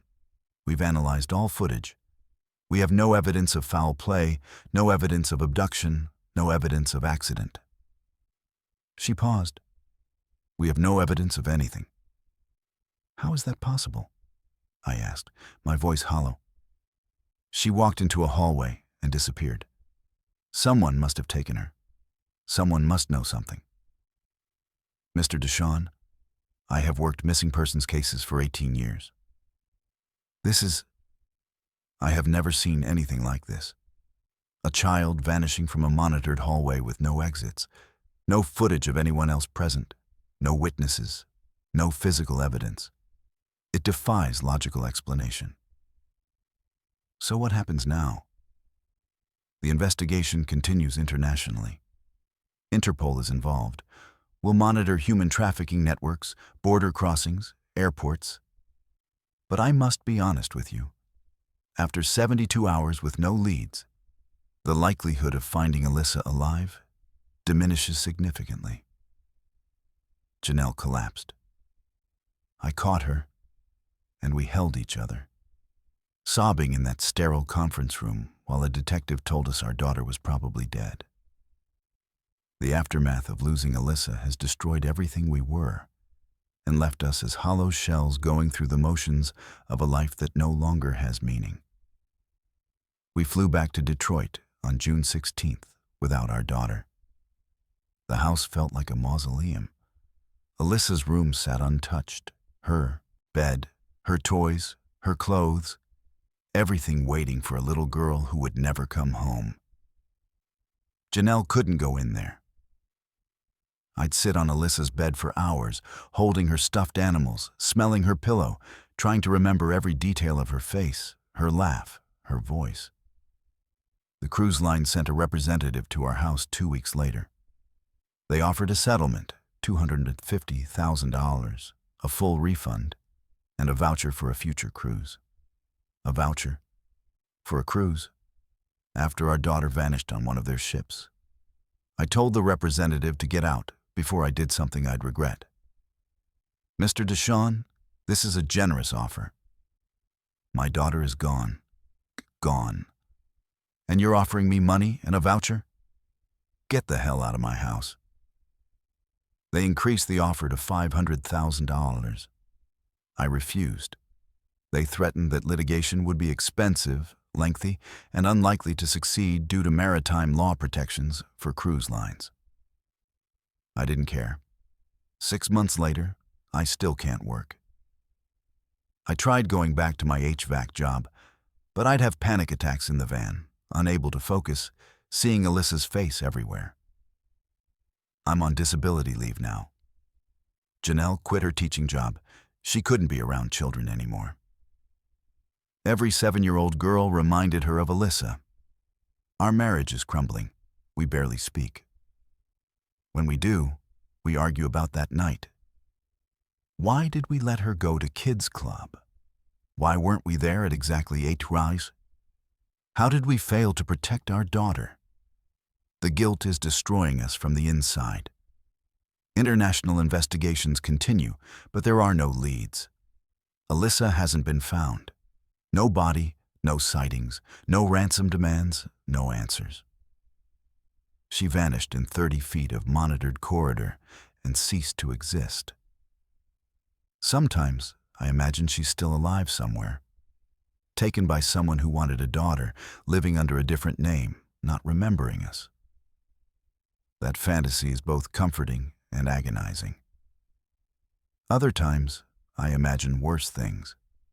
Things I can't say out loud because they make me want to stop existing too. The MSC Seaside is still sailing the Mediterranean right now, carrying families with young children who have no idea what happened in that corridor on Deck 15. And that's what haunts me most of all. They never found out how Alyssa disappeared. They never fixed whatever failure allowed it to happen. The kids' club still operates. Parents still drop off their children, trusting the cruise line's promises of security and safety. And somewhere in MSC's corporate files, there's a report about the little girl who vanished impossibly. A report that will never be made fully public because admitting they don't know how a child disappeared from their ship would destroy consumer confidence. I check missing persons databases every day. I follow every lead, every false sighting, every cruel hoax from people pretending they've seen her. I've hired 3 private investigators. None have found anything. Alyssa would be 8 years old now. I've missed her 8th birthday, Halloween, Thanksgiving, Christmas, all the moments we'll never get back. I don't know if she's alive or dead. I don't know if she's scared or hurt or calling for us. I don't know anything except that I let my daughter go to a kids' club on a cruise ship, and I never saw her again. And that not knowing, that permanent, agonizing uncertainty, is a torture worse than anything I could have imagined. If you have children, please understand this. When you board a cruise ship, you're entering a legal gray area governed by maritime law, registered in foreign countries, with minimal oversight and maximum corporate liability protection.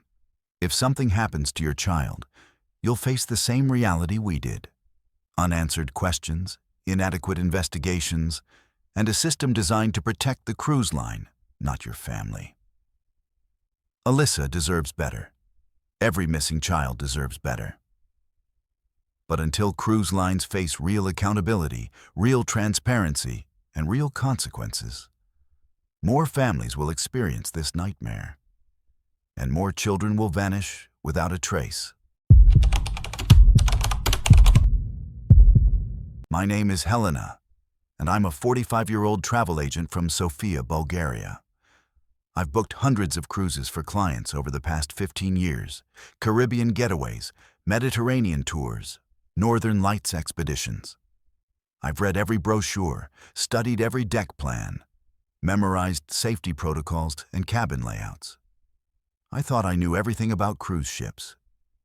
But what happened to me and my sister aboard the Costa Fascinosa last April taught me that some experiences can't be explained by deck plans or safety manuals, and that certain places, certain rooms, carry darkness that has nothing to do with the absence of windows. My younger sister Ileana and I hadn't spent quality time together in nearly 8 years. She'd moved to London for work. I'd stayed in Sofia, and life just kept us apart. Different time zones, busy schedules, family obligations. When we finally decided to take a sister trip, I used my industry connections to book us on the Costa Fascinosa, a beautiful ship sailing a 7-day Adriatic route from Venice. We'd visit Dubrovnik, Split, Kotor, Stunning coastal cities we'd dreamed of exploring together since we were children reading travel magazines in our parents' small apartment. The cabin I booked was 3020 on deck 3, an interior stateroom with no windows or balcony. As a travel agent, I knew interior cabins were darker, smaller, and deeper inside the ship. But they were also significantly cheaper. Ileana and I would barely be in the room anyway, we reasoned. We'd spend our time exploring ports, enjoying ship amenities, reconnecting after years apart. The cabin was just for sleeping. If only we'd known that cabin 3020 had a history. A dark reputation that crew members whispered about, but passenger manifests never mentioned. The first 3 days were wonderful.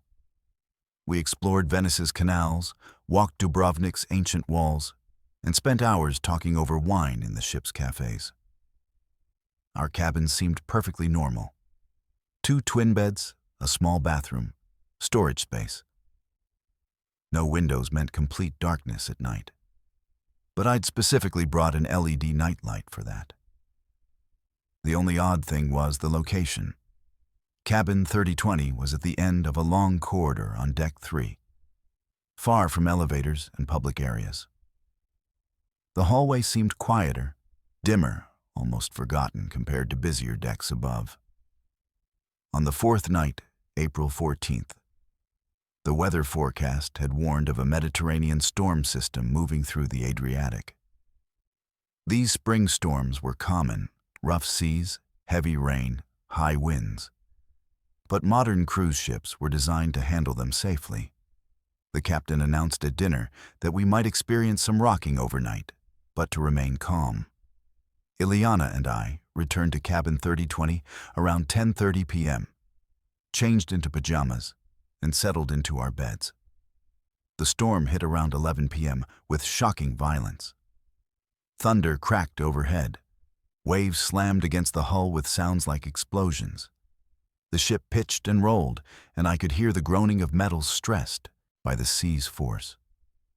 Our cabin, deep in the ship's interior, felt like being inside a submarine during depth charge attacks.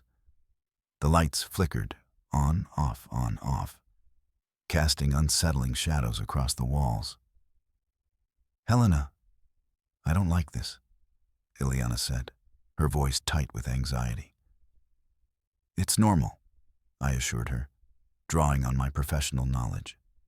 "Ships are built for storms. We're safer here than we would be on land during a hurricane." But even as I said it, something felt wrong.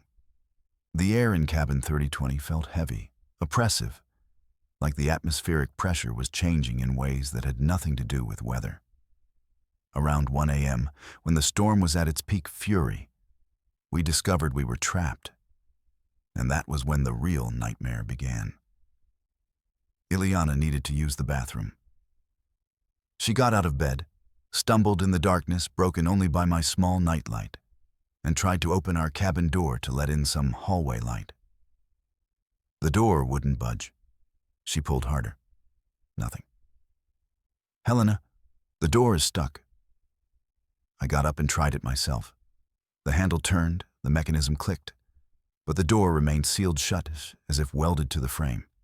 I threw my shoulder against it. Nothing. "This is a safety violation," I said, trying to stay calm. "Electronic locks aren't supposed to jam like this." I grabbed the cabin phone to call the front desk. Static, loud, crackling static filled the line, along with strange clicking sounds. Rhythmic, almost like Morse code. I hung up and tried again. Same result.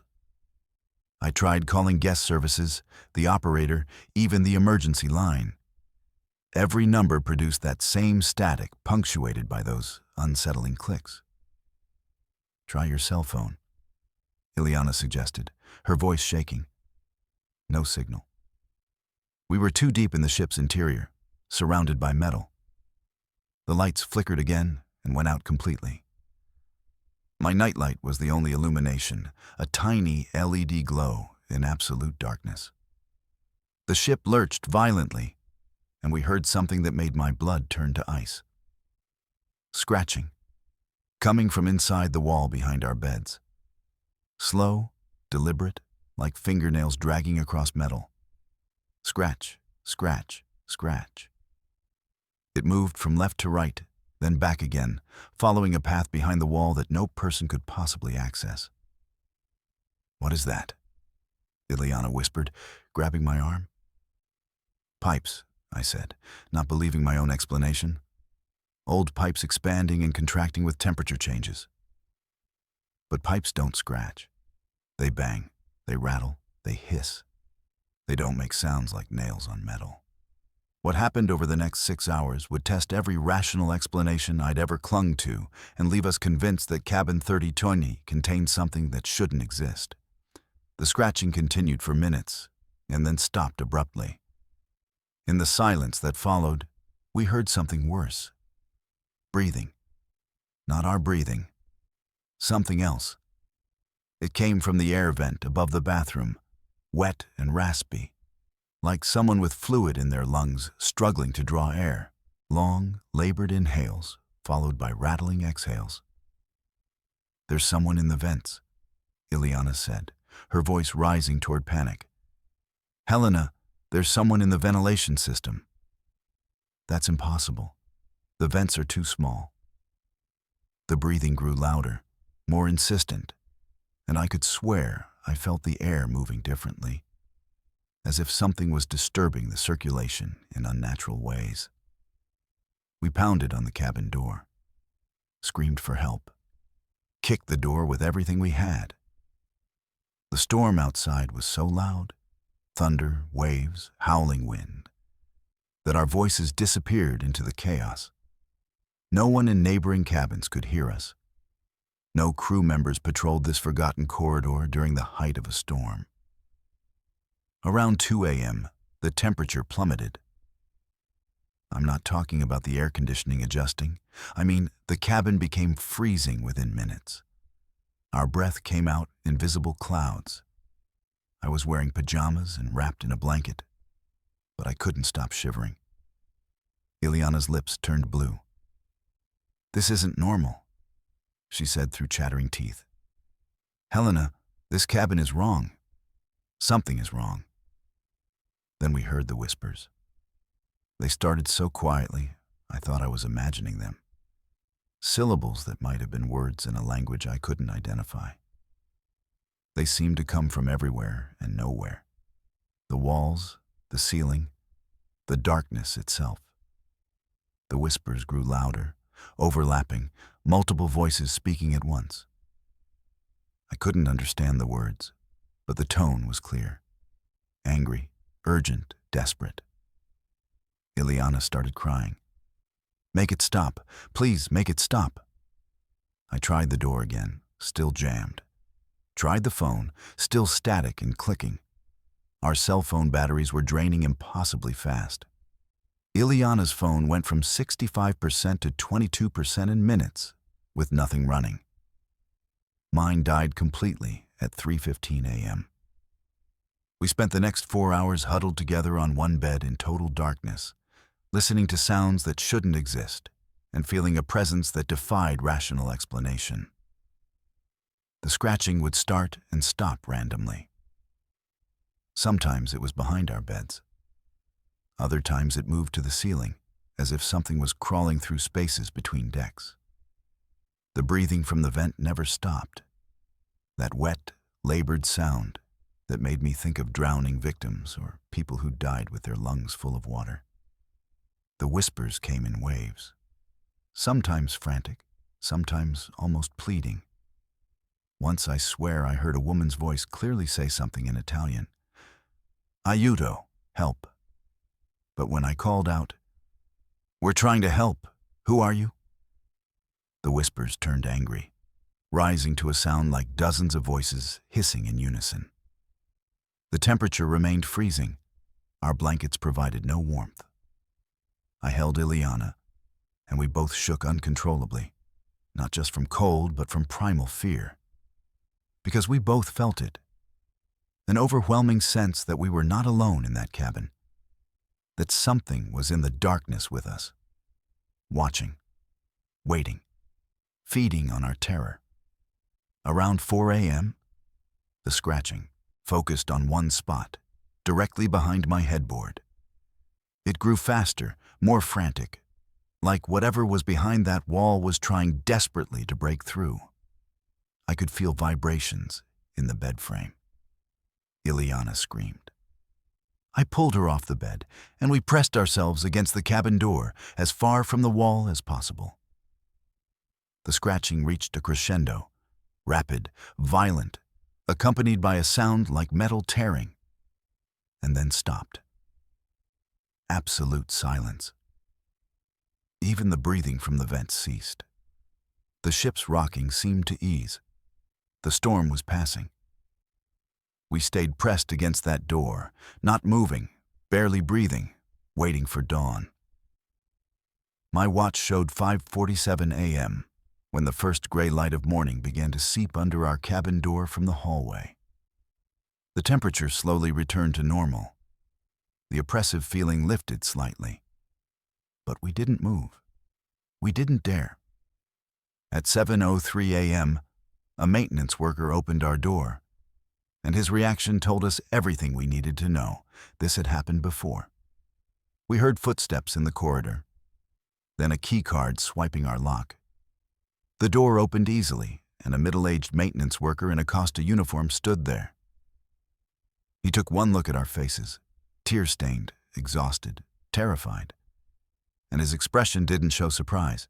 He looked resigned, almost guilty. "The door jammed?" he asked quietly. "It's been jammed since 1 a.m., I said, my voice hoarse from screaming. "We've been trapped in here for 6 hours. The phone didn't work. There were sounds, scratching in the walls, breathing from the vents, voices." He glanced past us into the cabin, then back to the corridor, as if checking whether anyone was listening. "I'll report the mechanical failure," he said in a flat, rehearsed tone. Then he leaned closer and whispered, "This room always traps trouble during storms. You shouldn't have been put here. Ask for a different cabin." Before I could question him further, he turned and walked away quickly, leaving us standing in the doorway, shocked and confused. We went straight to guest services. The agent, a young woman with a practiced smile, listened to our complaint with an expression of polite concern. "I'm so sorry you experienced a door malfunction during the storm. These things happen occasionally with older locking mechanisms. We'll send maintenance to inspect cabin 3020 immediately." "It wasn't just the door," Ileana insisted. "There were sounds, scratching, breathing, voices. The temperature dropped to freezing. Something is wrong with that room." The agent's smile never wavered. "Storm conditions can cause unusual acoustic effects and temperature fluctuations in interior cabins. I assure you there's nothing—" She paused carefully. "Supernatural about cabin 3020. However, if you'd feel more comfortable, I can move you to a different cabin for your remaining nights." The way she said supernatural, with that slight emphasis, told me she knew exactly what we'd experienced. This wasn't the first complaint about cabin 3020. Possibly not even the 10th. What I discovered after the cruise ended would confirm that cabin 3020's horror was not an isolated incident, but part of a pattern the cruise line refused to acknowledge. We moved to cabin 7118 on deck 7 that same morning. The remaining 3 days of the cruise passed normally, but Ileana and I couldn't shake the dread. We'd wake in the night, listening for scratching sounds that never came. We avoided deck 3 entirely. When I returned to Sofia, my professional curiosity and lingering terror drove me to research cabin 3020. I found a cruise passenger forum where people shared unusual experiences. When I searched Costa Fascinosa cabin 3020, my hands started shaking. Dozens of reports. Passengers from different sailings, different years, all describing remarkably similar experiences. Cabin 3020, February 2022. Door jammed during a storm. Heard scratching in walls all night. Crew moved us the next morning but denied anything was wrong. April 2021. Cabin 3020. Freezing temperature, strange breathing sounds from vents. My husband and I demanded a cabin change. The guest services agent didn't seem surprised. October 2023. Cabin 3020 was terrifying. Whispers in a language I couldn't understand. Scratching sounds. The maintenance worker who finally let us out said they should stop booking this cabin. One post from a former Costa crew member stated, "Cabin 3020 has had issues for years. There were incidents before I even joined in 2019. Crew won't stay in that room during repositioning cruises when we use passenger cabins. There's something wrong with that space. Whether it's structural, acoustic, or something else. Management refuses to investigate properly. They just keep booking passengers there." I contacted Costa Cruises customer service, providing dates, details, and requesting information about Cabin 3020's history.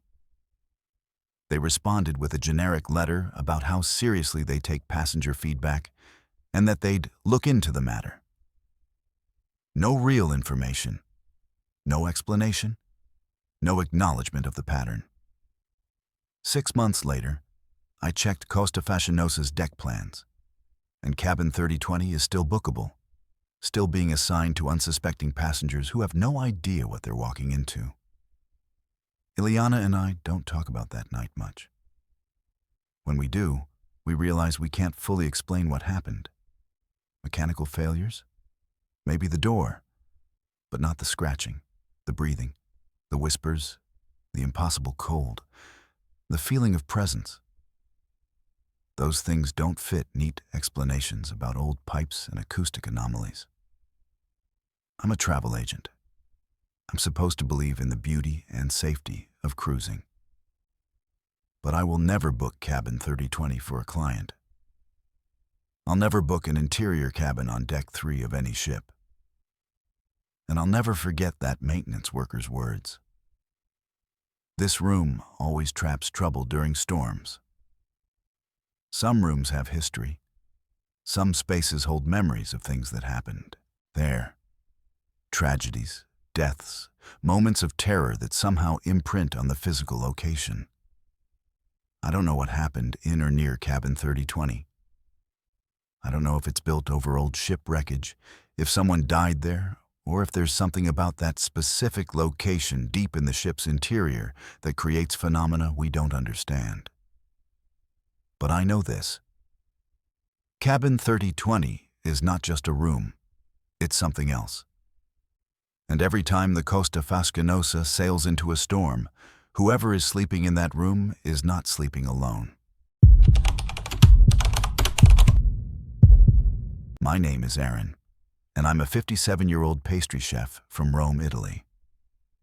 For 32 years, I've worked in some of the finest kitchens in Europe, creating desserts that have been photographed for magazines and praised by food critics. But 6 months ago, I saw something on the Carnival Spirit that no amount of professional success can erase from my memory. A hallway soaked in blood, a closet filled with evidence of violence, and a cruise line that made it all disappear by morning as if nothing had ever happened. What I witnessed at 3:13 a.m. on June 18th changed everything I thought I knew about safety, truth, and the lengths corporations will go to protect their reputation over human life. After my divorce was finalized in April, I fell into a deep depression. My marriage of 24 years had ended. My children were grown and living their own lives, and I felt lost in a way I'd never experienced. My sous chef, a kind young woman named Bianca, suggested I take time off. "Travel," she said. "Rediscover yourself. Remember why you fell in love with food in the first place." So I booked a 12-day Greek Isles cruise aboard the Carnival Spirit, departing from Venice. I'd explore authentic Greek cuisine, document traditional recipes, and find some peace in solitude. I was assigned cabin 61 feet 5 on deck 6, a modest interior room toward the middle of the ship. As a solo traveler, I didn't need much space. The first 6 days were exactly what I needed. I explored markets in Corfu, ate fresh octopus in Santorini, watched cooking demonstrations in small Mykonos tavernas, and filled notebooks with recipes and techniques. Each evening, I'd return to the ship satisfied, occasionally joining other solo travelers for dinner, but mostly enjoying my own company. The solitude was healing. On the 7th night, June 18th, we were sailing between Crete and Rhodes. I'd spent the evening at a wine tasting, returned to cabin 6155 around 11 p.m., and fell asleep reading a cookbook about Aegean island cuisine. I'm normally a heavy sleeper, but something woke me at exactly 3:13 a.m. I remember checking my watch, annoyed at being disturbed. At first, I thought I was dreaming, but the sounds coming from the hallway were too visceral, too urgent to be anything but real. Shouting, running footsteps, multiple people moving fast. Walkie-talkie static and rapid Italian mixed with English commands. The unmistakable urgency of something being very, very wrong. I sat up in bed, my heart pounding. More shouting, this time a woman's voice. "Get more towels. Now, block off this section."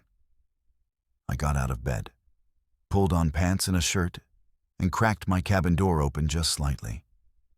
The hallway lights were blazingly bright, emergency lighting mode, harsher than normal.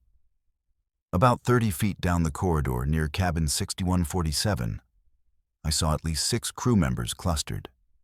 3 wore housekeeping uniforms, 2 were security officers, and 1 appeared to be a senior ship officer in a white uniform. But what made me freeze? What made my pastry chef's mind, trained to notice color and texture, go into shocked overdrive, was the carpet. Blood. A significant trail of it, smeared across the beige corridor carpet in streaks and splotches, leading from cabin 6147's closed door to the housekeeping supply closet about 15 feet away. Not drops or small stains. This was the kind of blood volume that indicated serious injury or worse. The pattern suggested something had been dragged, leaving a thick trail that no amount of professional composure could hide.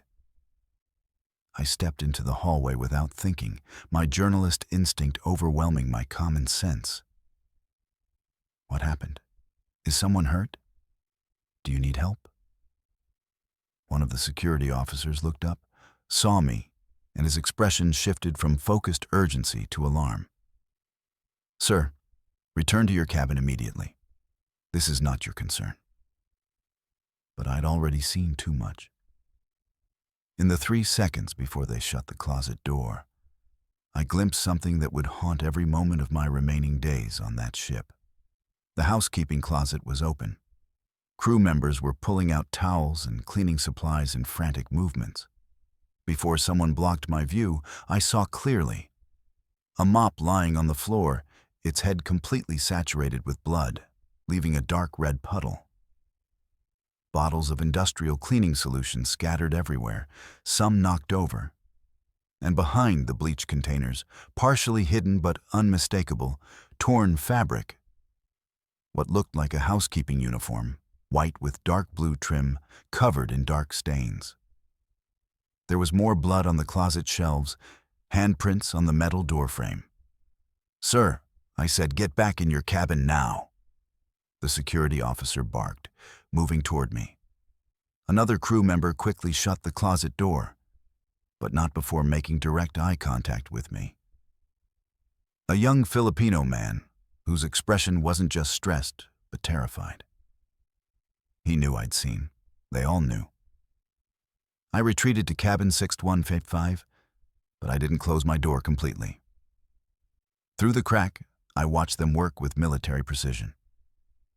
More crew arrived with large trash bags, industrial cleaning equipment, and what appeared to be carpet-cutting tools.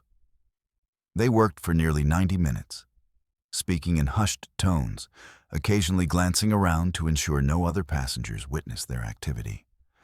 At one point, I heard an older crew member with a Greek accent say in English, "Just like Athens in 2019. Same procedure. Get it cleaned and documented before dawn." His words, "just like Athens in 2019. Same procedure," suggested this wasn't an isolated incident, but something they dealt with before, something they had a protocol for. Around 5 a.m., the hallway finally quieted. I opened my door slightly again. The corridor was empty, and the blood was completely gone, every trace erased. The carpet looked professionally steam-cleaned, slightly damp but showing no evidence of the horror I'd witnessed 2 hours earlier. Cabin 6147's door was closed. No police tape, no signage, nothing to indicate anything unusual had occurred. They'd made it vanish. I couldn't sleep. At 7 a.m., I went to the front desk, where a cheerful agent named Christos greeted me with a standard cruise line smile. "Good morning, sir. How can I help you?" "There was an incident last night," I said carefully. "On deck 6, around 3 a.m., near cabin 6147. Lots of crew, lots of commotion. What happened?"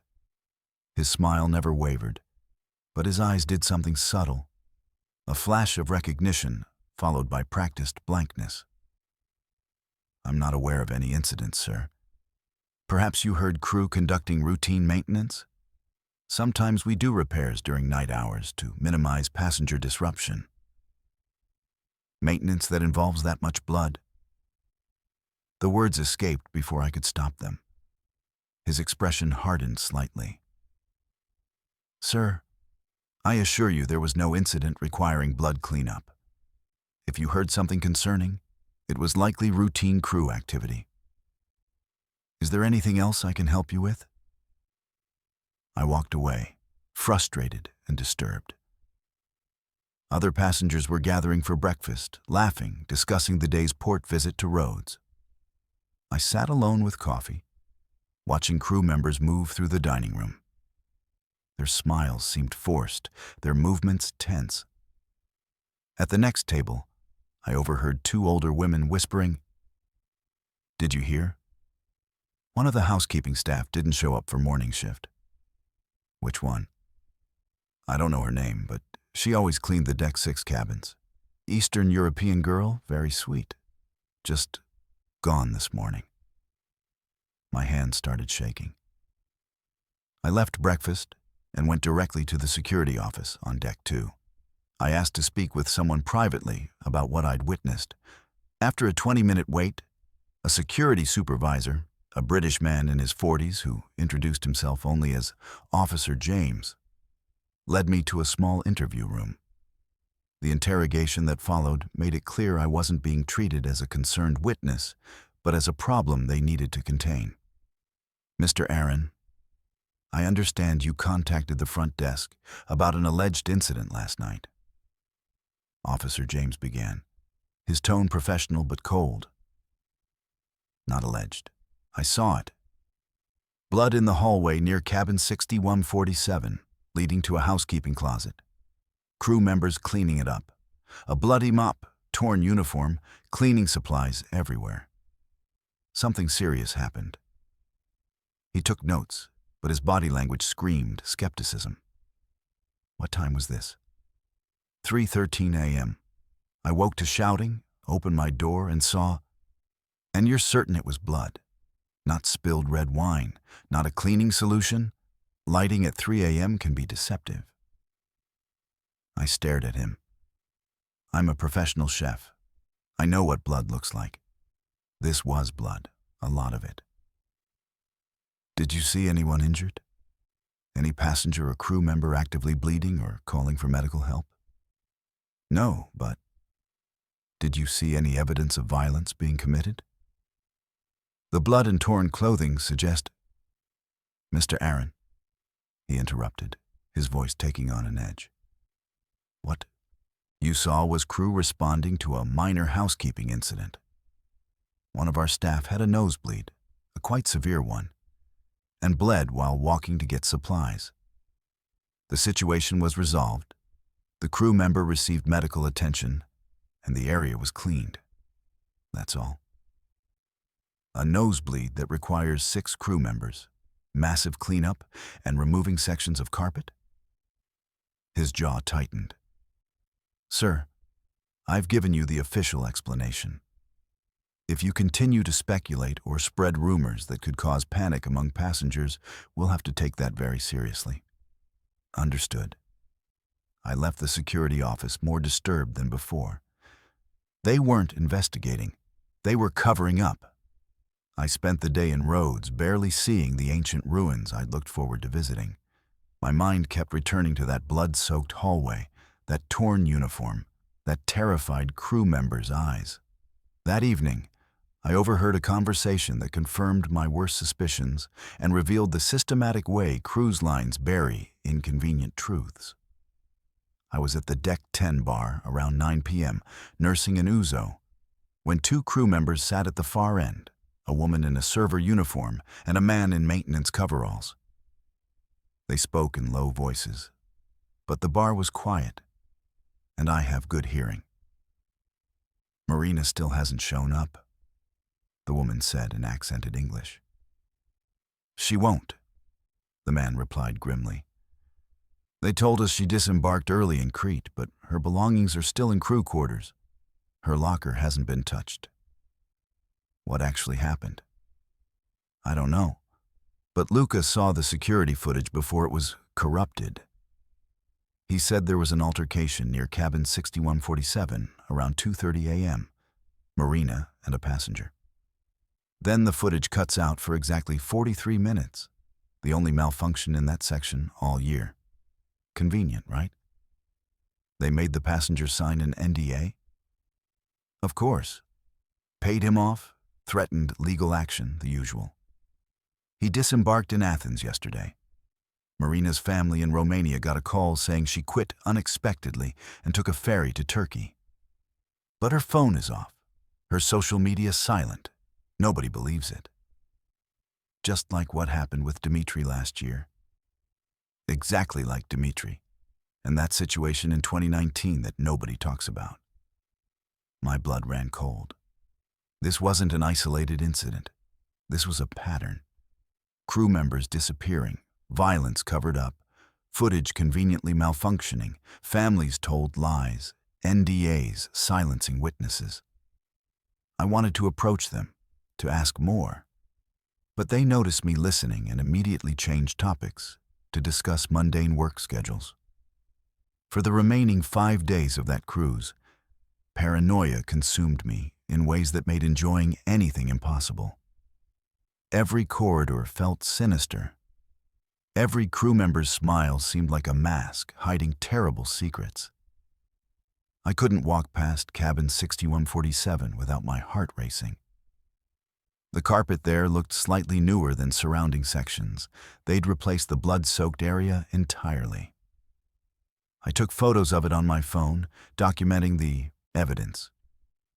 I began noticing other things.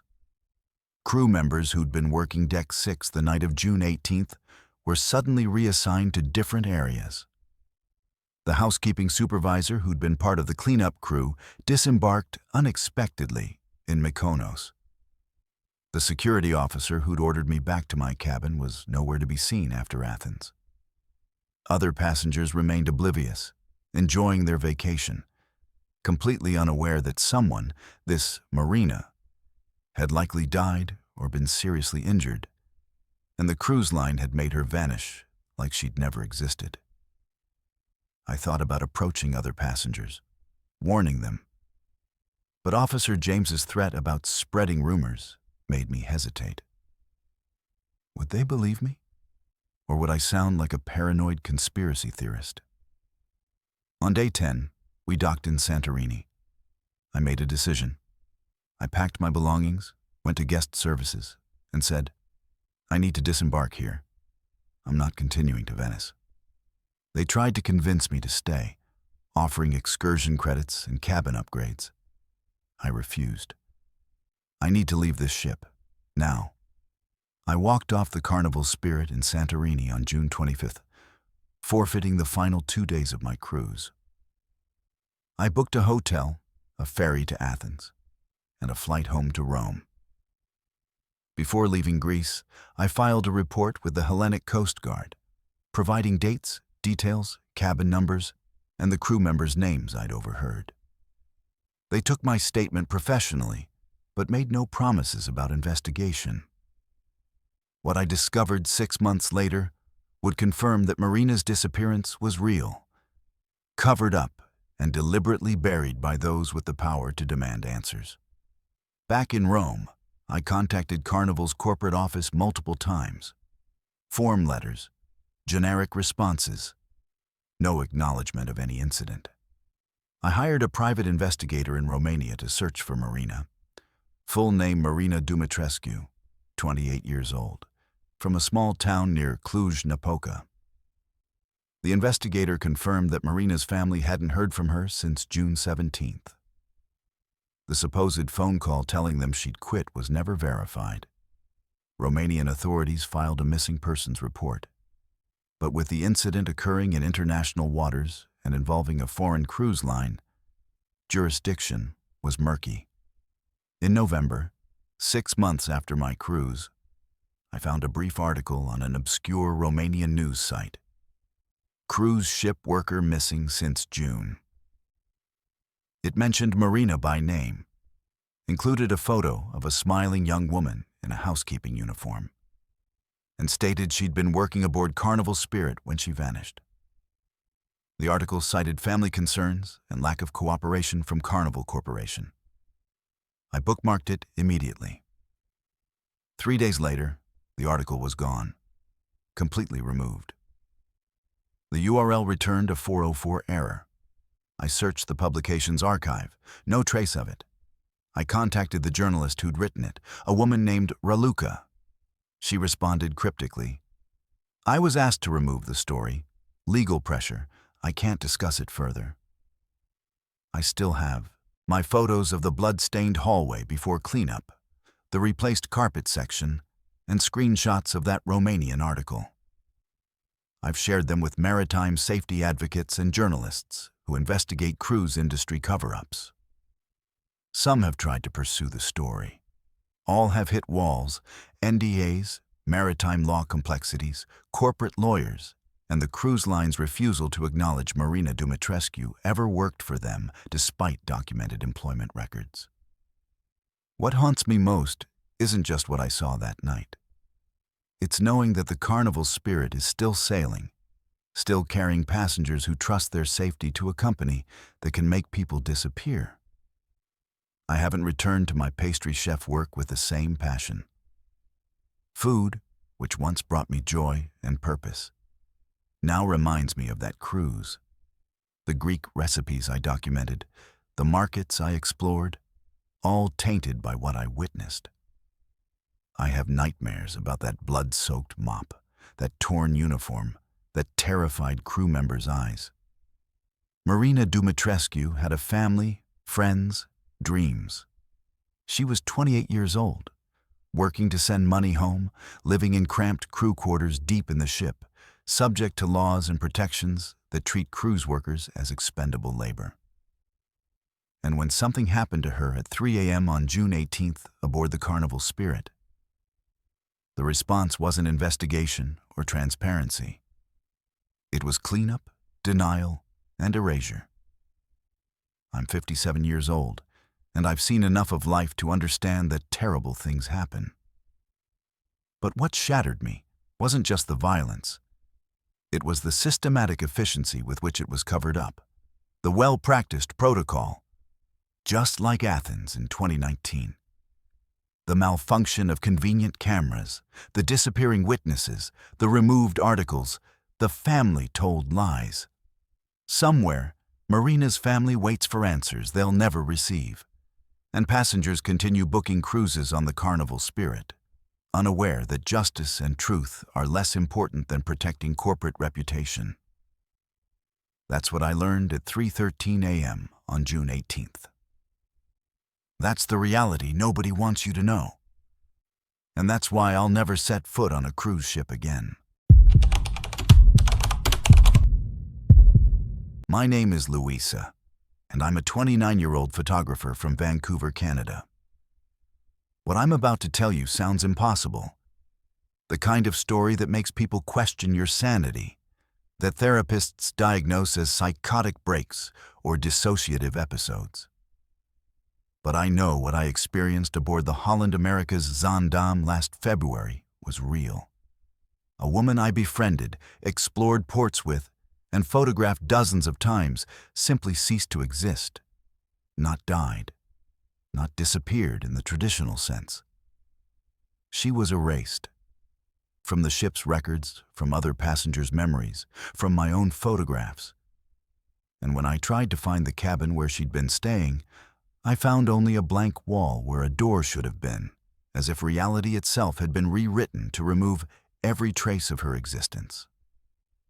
I was hired by Pacific Coast Travel Magazine to document a 14-day South America cruise from Buenos Aires to Valparaiso aboard the Zaandam. The assignment was a dream. Photograph Patagonian landscapes, Chilean fjords, Cape Horn, the Beagle Channel. I'd be paid to do what I love most, capture moments of beauty and translate them into visual stories. I boarded in Buenos Aires on February 8th, assigned to cabin 9204 on deck 9. A comfortable solo cabin with a window facing the ocean. The first day at sea was spent exploring the ship, testing lighting conditions, and meeting other passengers. On day 2, while photographing sunrise from the promenade deck, I met another solo traveler, a woman about my age, maybe early 30s, with auburn hair pulled into a messy bun and a Kindle in her hands. She looked up as I adjusted my camera settings and smiled. "You're the photographer, right? I saw you yesterday with all that professional equipment. I'm Madison." "Louisa," I replied, shaking her hand. "What brings you on this cruise?" "I'm a teacher from Seattle, 3rd grade. I saved for 2 years for this trip. It's my first time in South America." Her enthusiasm was infectious. We talked for an hour about travel, teaching, photography, and how strange yet liberating it felt to vacation alone. By the time we docked in Puerto Madryn, we'd made plans to explore together. Over the next 4 days, Madison became more than just a travel companion. She became the closest friend I'd made in years, which makes what happened next so impossibly cruel. We explored every port together. In Puerto Madryn, we photographed penguins at Punta Tombo. In Ushuaia, we hiked in Tierra del Fuego National Park. And I took dozens of photos of Madison posing with mountains behind her, laughing as wind whipped her hair. In Punta Arenas, we ate king crab at a local restaurant, and Madison told me about her difficult divorce, how this trip was her way of reclaiming independence. I felt like I'd known her for years, not days. Every evening, we'd meet for dinner at the main dining room, then walk the promenade deck sharing stories. She told me about her students, the funny things 3rd graders say, her dream of writing children's books someday.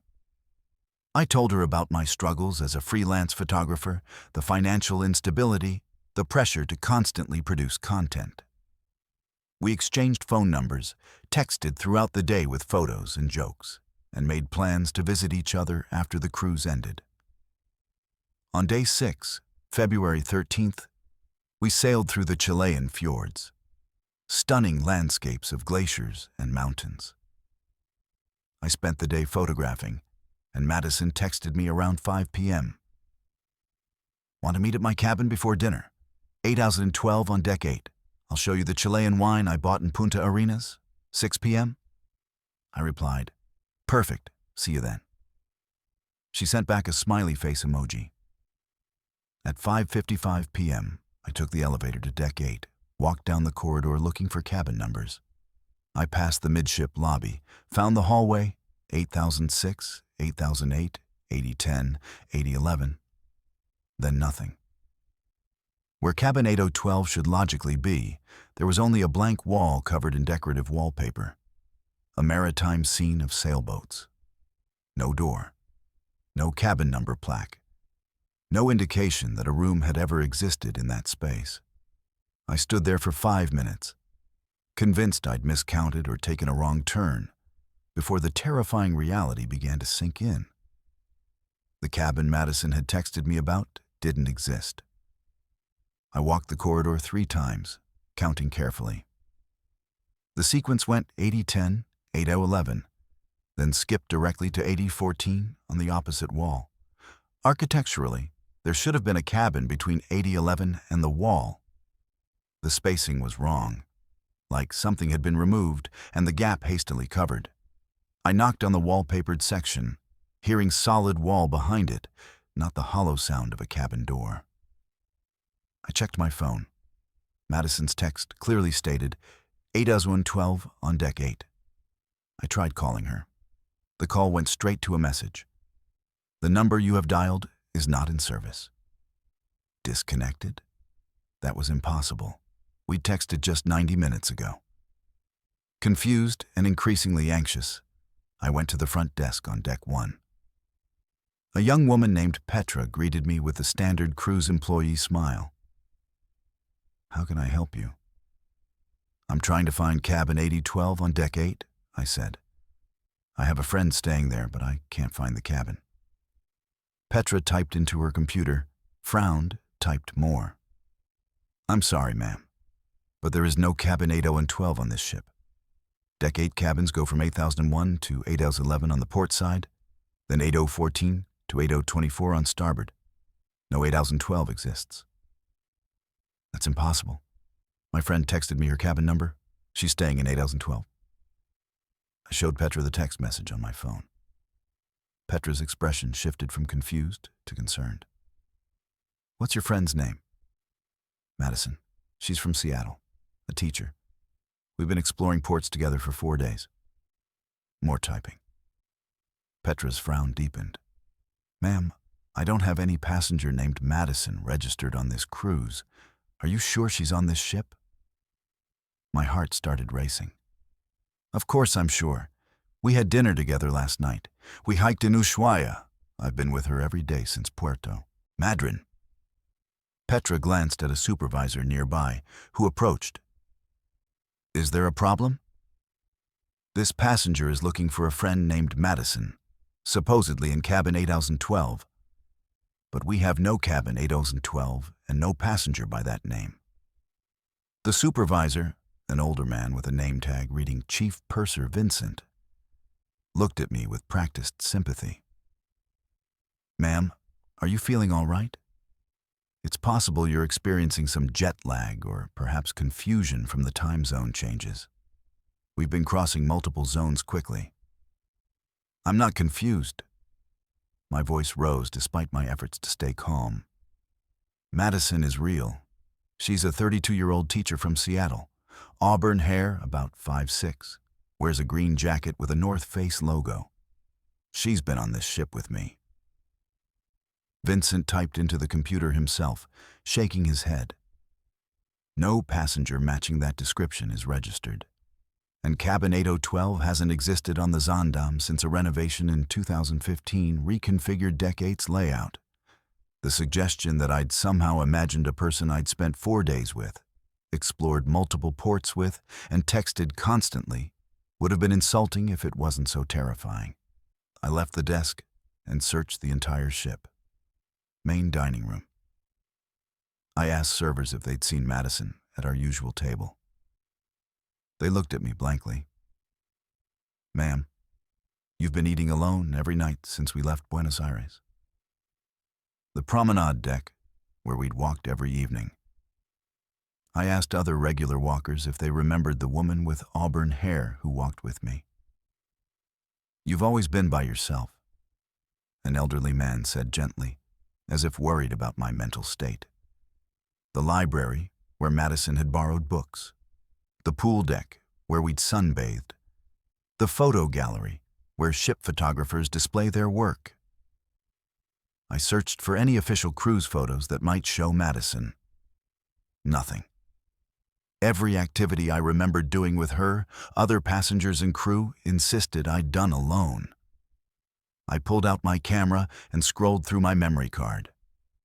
Dozens of photos from the past 4 days.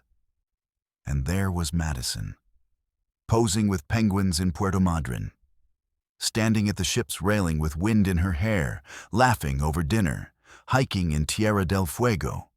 Proof, undeniable photographic evidence that Madison existed. I rushed back to the front desk. "Look, here are photos. This is Madison." I showed Petra my camera's display screen, pulling up a photo from Ushuaia. Me and Madison together, arms around each other, mountains behind us. Petra looked at the screen, and her face went pale. "Mom, there's no one in that photo. It's just you." "What?" "No, look." I looked at the screen. The photos showed me standing alone, my arm extended around empty space, as if embracing air. Madison was gone. I frantically scrolled through other photos. The one of Madison holding a penguin now just showed a penguin standing alone.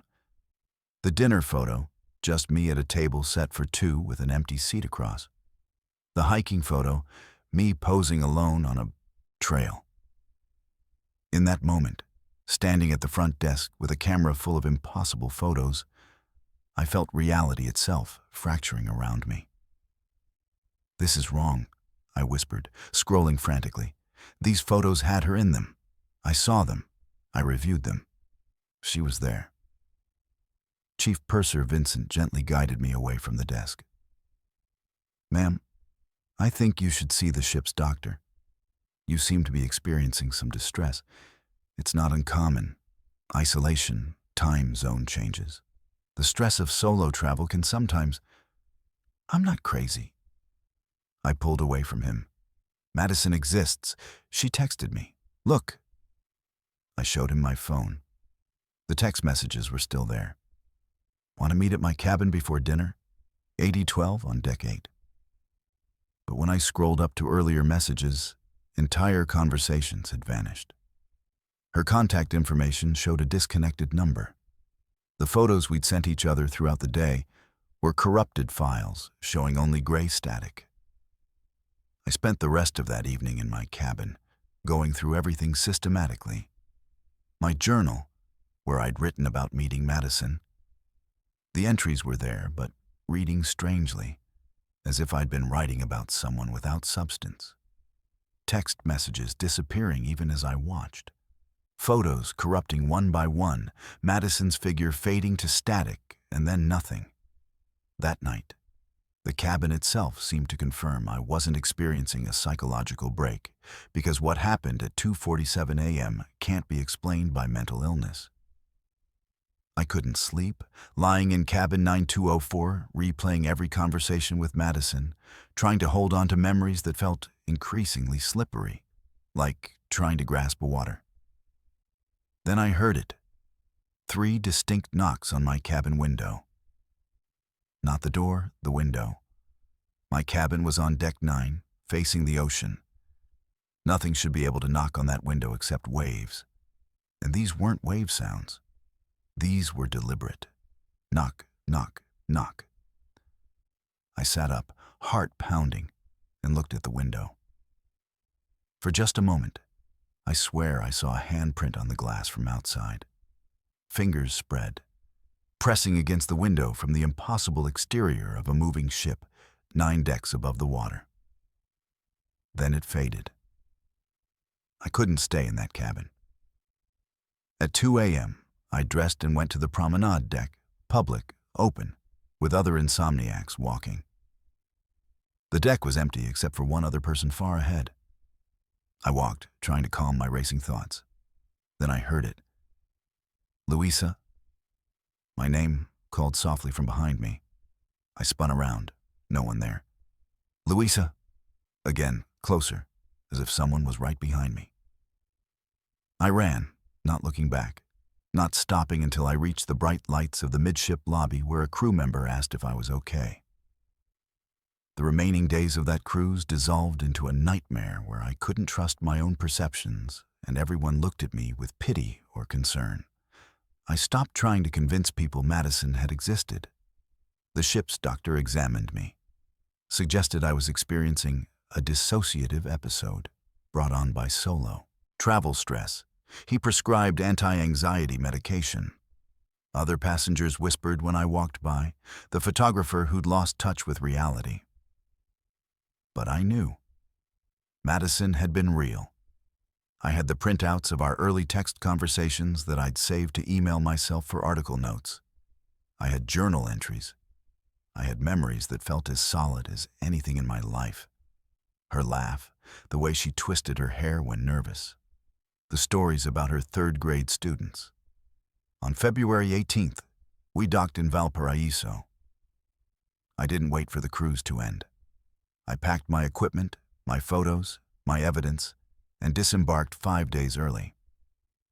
I booked a flight home to Vancouver, and during the entire journey, I questioned everything. Had Madison been real? Had I suffered some kind of psychotic break? Was I losing my mind? 6 months later, I'm in therapy, on medication, and still don't have answers. But I have evidence that suggests I'm not crazy. Evidence that something impossible happened on that ship.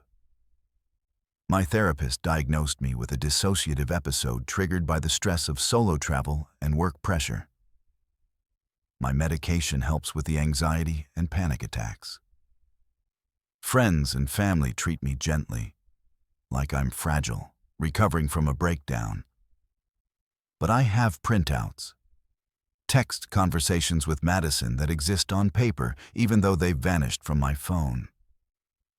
I have the original memory card from my camera, corrupted but still showing file metadata that indicates photos were taken with 2 people in frame, even though now only one appears. I have my journal with detailed entries about conversations and experiences with someone the ship claims never existed.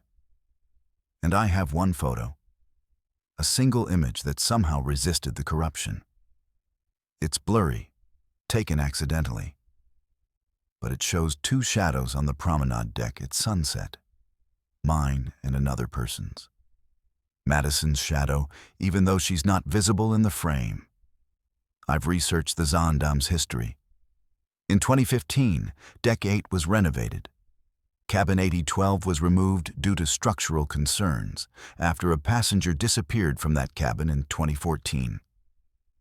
The cabin was sealed and the space converted to storage. Then eventually the wall was finished over and the cabin number removed from ship records. The Holland America's Zaandam is still sailing South America, still carrying passengers through Chilean fjords. And somewhere on Deck 8 is a wall where cabin 8012 used to be, and maybe still exists in whatever space Madison now occupies. I don't know if Madison was real and something on that ship erased her, or if she was never real and I somehow created her, or if she was something else entirely, a ghost, a glitch in reality, something I don't have words for. All I know is that for 4 days, I had a friend. We laughed, explored, shared stories. And then she was gone, erased so completely that reality rewrote itself around her absence. My career has suffered. The magazine never published my article. The photos didn't meet their standards, corrupted and strange. Other publications won't hire me after word spread about my episode. I still photograph, but every image makes me wonder, is this real? Will it still exist tomorrow? Can reality be trusted? And every night, sometimes, I hear 3 knocks. Not on my window now, but on my bedroom wall. And I wonder if somewhere, in whatever space she occupies, Madison is trying to reach me, trying to remind me she was real. Because she was real. I know she was. Even if no one else believes me. My name is Caleb, and I'm a 33-year-old cruise ship photographer. For the past 2 years, I've worked for Princess Cruises, capturing those glossy moments passengers want to remember. Formal night portraits, Couples at sunset, families laughing on deck. It's not glamorous work despite what people think. The hours are brutal, the pay modest, and you're living in a cramped crew cabin far below the passenger decks. But I loved it. I loved traveling, meeting people from around the world, and turning ordinary vacation moments into art. That was before October 14th, before the power failure on the Island Princess, before I saw something in a darkened corridor that I still can't explain, and that haunts me every single night. I joined the Island Princess in New York on October 5th for a 15-day North Atlantic repositioning cruise to Southampton. These repositioning cruises are strange. They're not about destinations, but about moving the ship from one seasonal region to another. This one had only 800 passengers on a ship designed for 2,000, creating an eerie, empty atmosphere. Whole decks sat mostly vacant. Restaurants that usually bustled with crowds served meals to scattered groups. The crew outnumbered passengers in some areas. My crew cabin was C-142 on Crew Deck C, deep in the ship's bowels where passengers never venture. I shared it with another crew member, a bartender named Jorge from Mexico who worked opposite shifts, so we rarely saw each other. The job was the same as always: roaming decks with my camera, setting up portrait sessions, covering formal nights and special events. But this cruise felt different from the start. The empty corridors, the constant sound of wind and waves without the usual passenger chatter to mask it. The way sound echoed differently in half-empty spaces. It all felt wrong, unsettling in ways I couldn't articulate. By day 8, we were in the middle of the North Atlantic, hundreds of miles from land, when the ship's electrical system failed in a way that would reveal something that should have stayed hidden in darkness. October 14th started normally. I photographed a small group at breakfast, did some couple portraits on the promenade deck, and spent the afternoon editing photos in my cabin. Around 8 p.m., I went to the crew mess for dinner. The seas were getting rougher, not dangerous, but the ship was rocking more than usual. Weather reports mentioned a low-pressure system moving through, nothing that a modern cruise ship couldn't handle easily. At 10:27 p.m., I was walking back to my cabin when every light on Crew Deck C went out. Complete darkness. Within seconds, emergency lighting kicked in. Dim LED strips running along the baseboards that barely illuminated anything. My phone buzzed with a crew alert. Major electrical failure decks 4, 5, 6. All available crew report to affected areas to assist passengers. I grabbed my flashlight from my cabin and headed up. Decks 4, 5, and 6 were passenger accommodation decks. Hundreds of cabins plunged into darkness. When I reached Deck 4, I found chaos. Passengers were wandering the corridors in pajamas, confused and frightened. The emergency lighting created long shadows that made everything look sinister. My assignment from the officer coordinating response was simple: escort stranded passengers back to their cabins, provide reassurance, use flashlights to navigate safely. I spent the next hour guiding passengers, mostly elderly couples who'd been trying to return from evening shows or the casino. Most were understanding, some were panicking about safety, all were disoriented by the darkness. Around 11:40 p.m., I was assigned to escort a woman back to her cabin in the aft section of Deck 4, one of the most remote corridors. Mrs. Chen, a 73-year-old woman from Taiwan, would be the last passenger I'd ever escort. Because what we encountered in that darkened hallway would end my career on the Island Princess. Mrs. Chen was waiting near the disabled elevators, clutching her purse, visibly shaken. "I can't find my cabin," she said in accented English. "It's 4168, but I'm all turned around in the dark." I checked my ship map. Cabin 4168 was in the far aft starboard corridor, about a 5-minute walk through several turns. I'll get you there safely, I assured her, offering my arm for support. We walked slowly, my flashlight beam cutting through darkness that seemed somehow thicker in the empty sections of the ship. The corridor was completely deserted. Other crew members were handling the forward sections where most passengers were concentrated.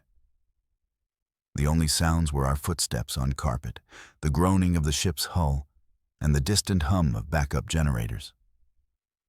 We turned into the aft corridor, and that's when Mrs. Chen suddenly stopped. "Do you hear that?" she whispered. I listened. At first, nothing. Then I heard it. Footsteps behind us. Heavy, uneven, dragging slightly like someone walking with a limp or pulling something. But we were in a section where all passengers had supposedly been escorted already. "Hello?" I called out, turning around and shining my flashlight back the way we'd come. "Is someone there? Do you need assistance?" No response. The footsteps continued, getting closer. I could hear them clearly now. Step drag, step drag, step drag, accompanied by a wet sound, like shoes soaked with water squelching on carpet. Mrs. Chen gripped my arm tighter. "Caleb, something's wrong." I aimed my flashlight beam down the corridor. For just a moment, at the edge of the light's reach, maybe 20 feet away, I saw a figure. Someone was standing there in the shadows. They appeared to be wearing a crew uniform, white shirt, dark pants. But something was off.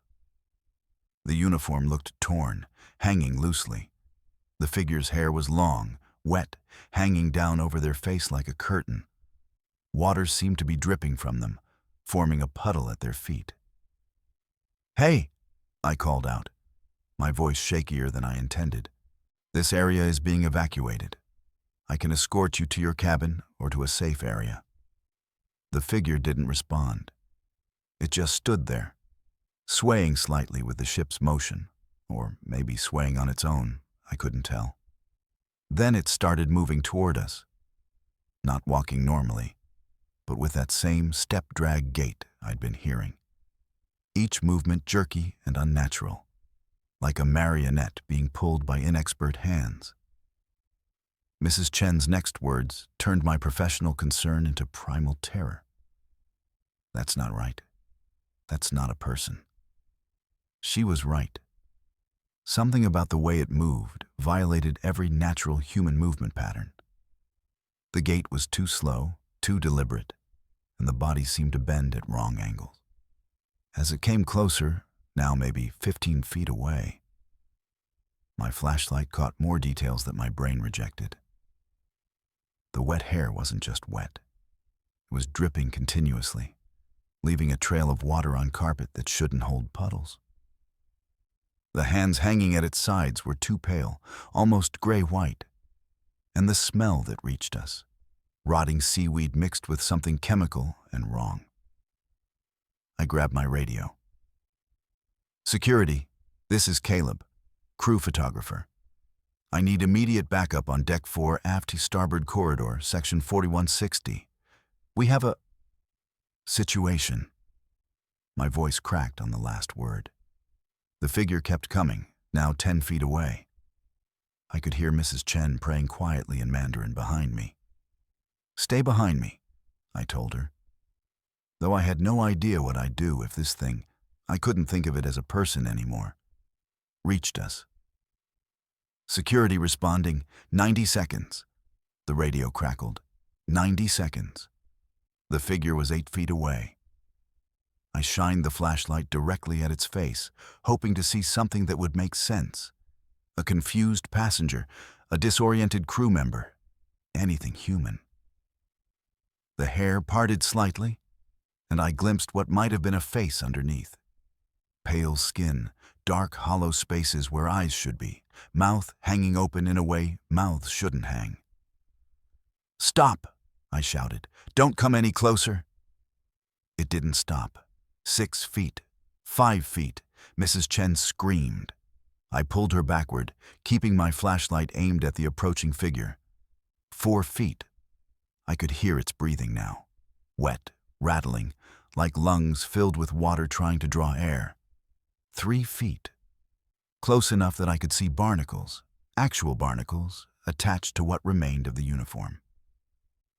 2 feet. Running footsteps behind us. Security's flashlights cut through the darkness, and suddenly there were 3 officers with powerful torches illuminating the entire corridor. "What's the situation?"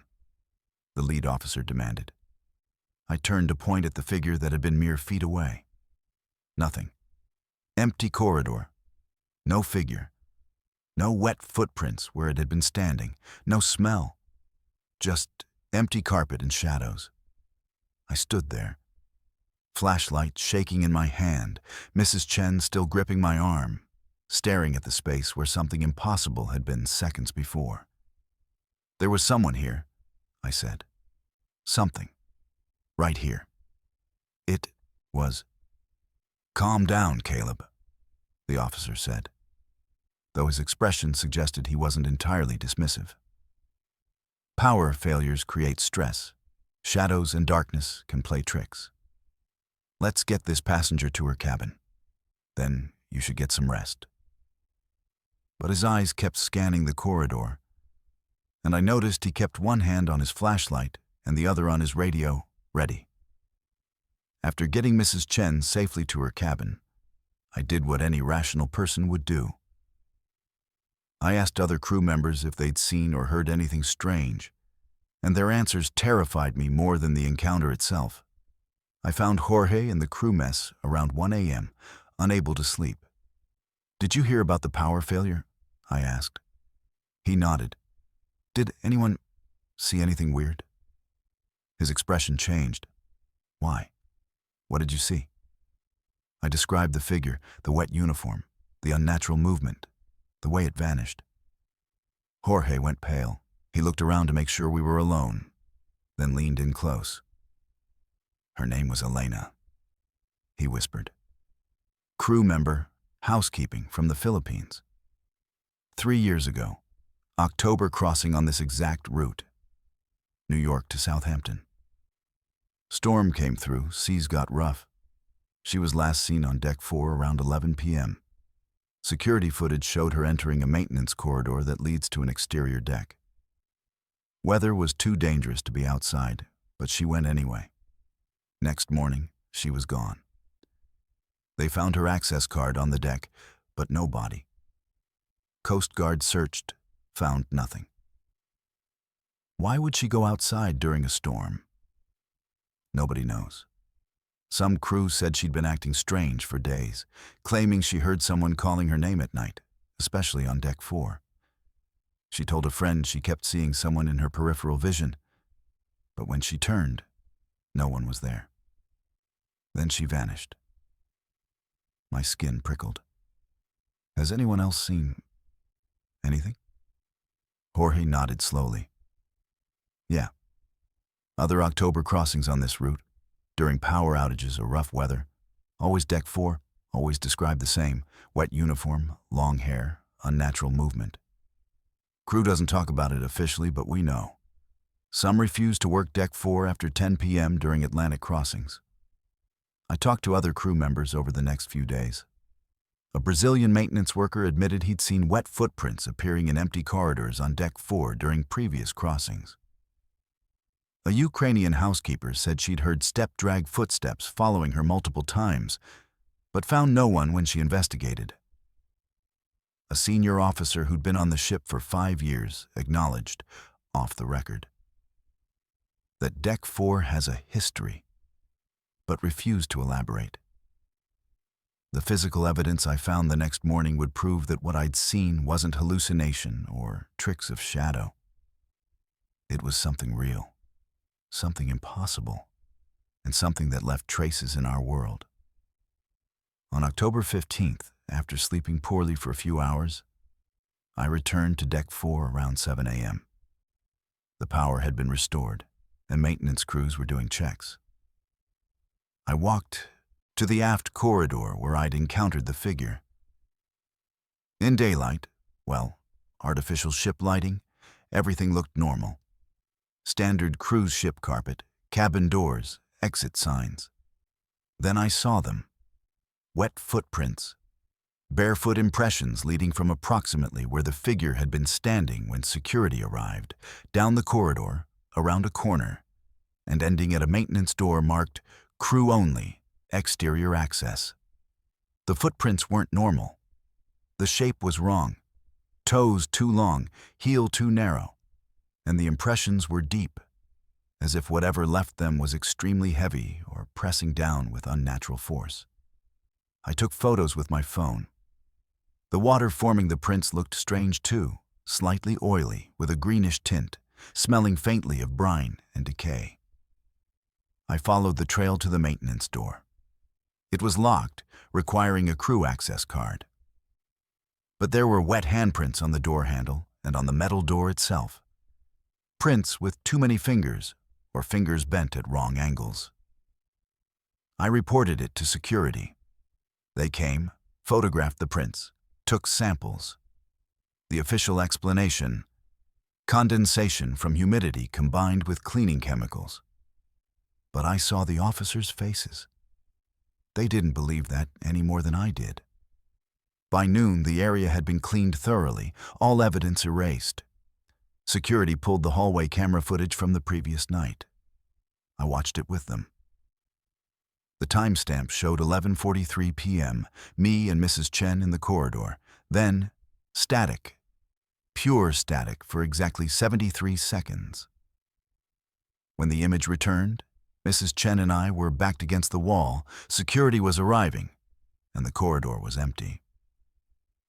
Technical malfunction due to power issues, they explained. But cameras on adjacent corridors worked fine. Only the cameras covering the exact spot where the figure had been showed interference. What I learned about the island princess's history with North Atlantic crossings would ultimately drive me to request a transfer I knew would damage my career. Because some truths are worse than professional setbacks. I spent my off hours researching the island princess's October crossings. Ship logs aren't public, but crew talk and online forums preserve stories. I found references to incidents going back 7 years, crew members reporting similar encounters on Deck 4 during October Atlantic crossings. Some described hearing their names called by voices that sounded like drowning people. Others reported wet footprints appearing behind them in empty corridors.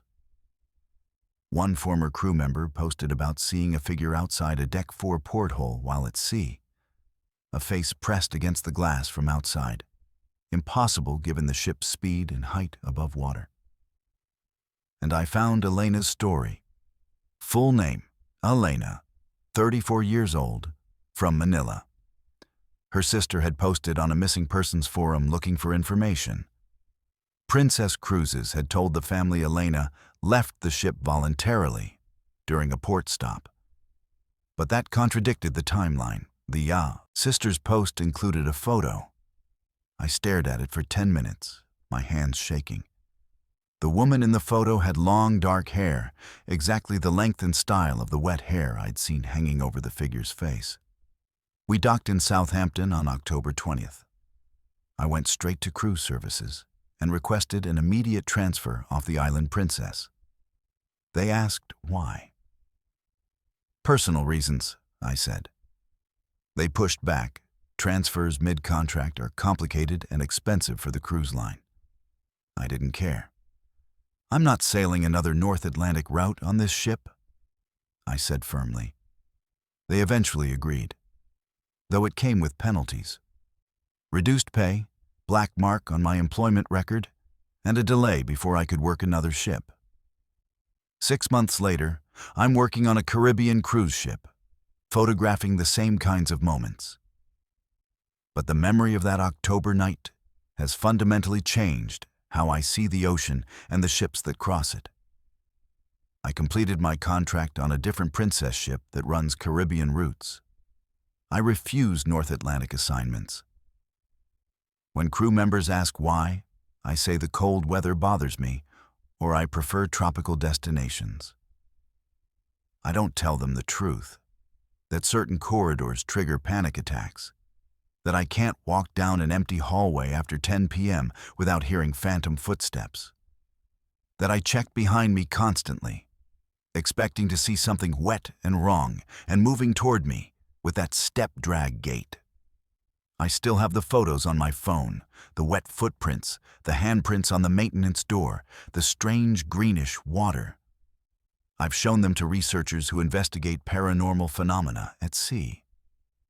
Some dismiss them. Others suggest Elena's death left an imprint, a recording that replays under specific conditions. October, Atlantic crossings, power failures creating the right electromagnetic environment. I don't know what I believe anymore. What I do know is this.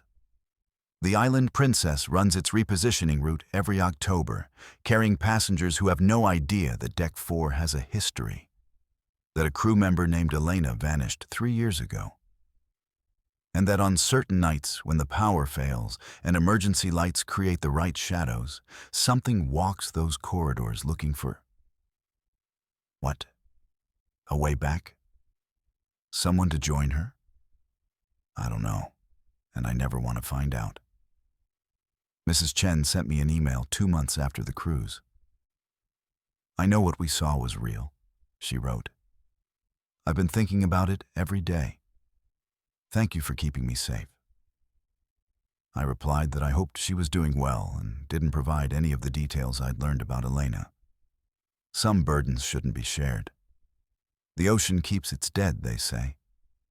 But sometimes the dead don't stay in the ocean. Sometimes they return to the ships where they died, walking corridors that no longer belong to the living, leaving wet footprints that vanish by morning, waiting for the next October crossing when conditions are right to appear again. I used to love my job. Now every photograph I take, every smiling passenger I pose, every formal night I document, I'm aware that ships are more than floating hotels. They're isolated worlds where strange things happen and get covered up, where crew members vanish and become stories whispered in crew messes, where reality gets thin in certain corridors on certain nights. I don't believe in ghosts, but I believe in what I saw. And I believe that some routes, some ships, some crossings should be avoided when October comes, and the North Atlantic grows dark and cold. Because that's when Elena walks Deck 4, looking for something she'll never find, and God help anyone who encounters her when the lights go out. My name is Yara, and I'm a 41-year-old interior decorator from São Paulo, Brazil. For 15 years, my husband Rafael and I built a life together. A successful business, a beautiful home, 2 children now grown and independent.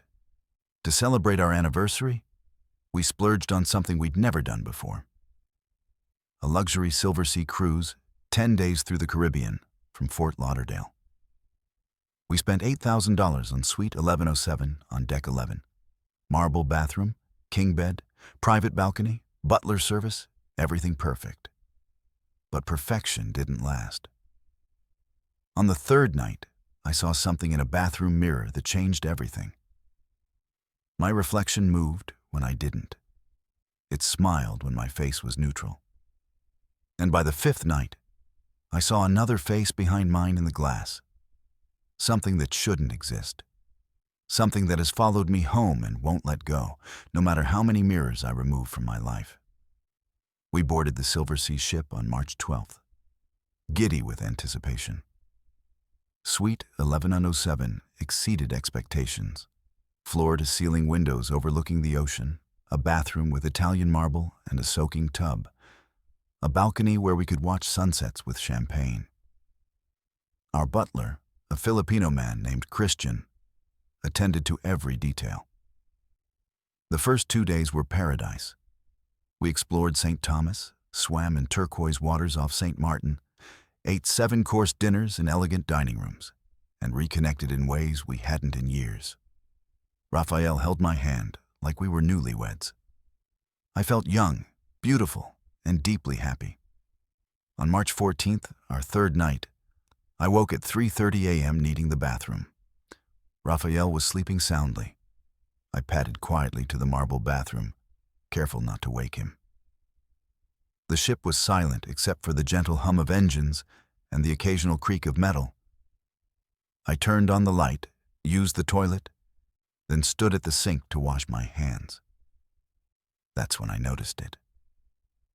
My reflection in the mirror moved a fraction of a second after I did, like watching a video with audio slightly out of sync, except it was my own face. I lifted my right hand to turn off the faucet.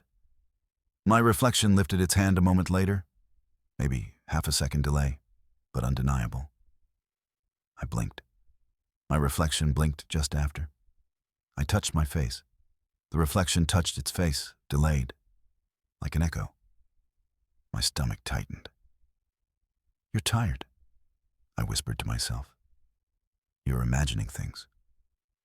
But when I deliberately waved my hand, my reflection waved back with that same unsettling delay, like it was copying me rather than mirroring me in real time.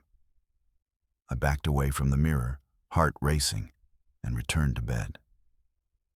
Raphael mumbled something in his sleep, but didn't wake. I lay there for an hour, telling myself it was exhaustion, jet lag, too much wine at dinner. But I couldn't shake the wrongness of it, that split-second delay that violated everything mirrors should be. The next day, I tried to forget it. We explored Barbados, visited botanical gardens, laughed over rum punch. But that evening, getting ready for the formal dinner, I hesitated before the bathroom mirror. The delay was still there. Not always, but in certain lighting, at certain angles. When I applied lipstick, my reflection applied it a heartbeat later. Raphael noticed my distraction. "You okay?" he asked. "Fine," I lied. "Just tired." On March 16th, the 5th night of our cruise, what started as a subtle wrongness became undeniable horror that would fundamentally alter my relationship with reality itself. I woke at 2 a.m., unable to sleep. Raphael was snoring softly. The suite was dark except for moonlight streaming through the balcony doors. I went to the bathroom, telling myself I'd avoid looking at the mirror. But as I washed my hands, I glanced up reflexively and froze. My reflection was smiling, wide, too wide. A knowing, malicious smile that stretched my lips in ways my actual face wasn't moving. I touched my mouth, neutral, not smiling. But the reflection smiled wider, as if amused by my fear. I stumbled backward, hitting the bathroom doorframe. "Raphael!" My voice came out strangled. He woke instantly. "What? What's wrong?" "The mirror! Look at the mirror!" Raphael rushed into the bathroom, flipped on the light. "What about it?" he asked, looking at our reflection, both of us now visible, both looking normal. My reflection was smiling when I wasn't. It moved wrong. Raphael put his arms around me. "Yara, you were probably half asleep. Mirrors and dim lighting can play tricks." But I knew what I'd seen. That smile wasn't a trick of lighting. It was deliberate, mocking, wrong. For the next 2 days, I avoided mirrors obsessively. I asked Raphael to help me get ready. Does my hair look okay? Is my makeup even? Anything to not face my reflection. But Suite 1107 had mirrors everywhere. Bathroom, closet, even a full-length mirror by the entrance. And I started noticing the wrongness spreading to other reflective surfaces. The dark TV screen when it was off. The windows at night showing my reflection against black ocean. Even the polished chrome fixtures seemed to hold something watching. On March 18th, I couldn't avoid the full-length mirror anymore.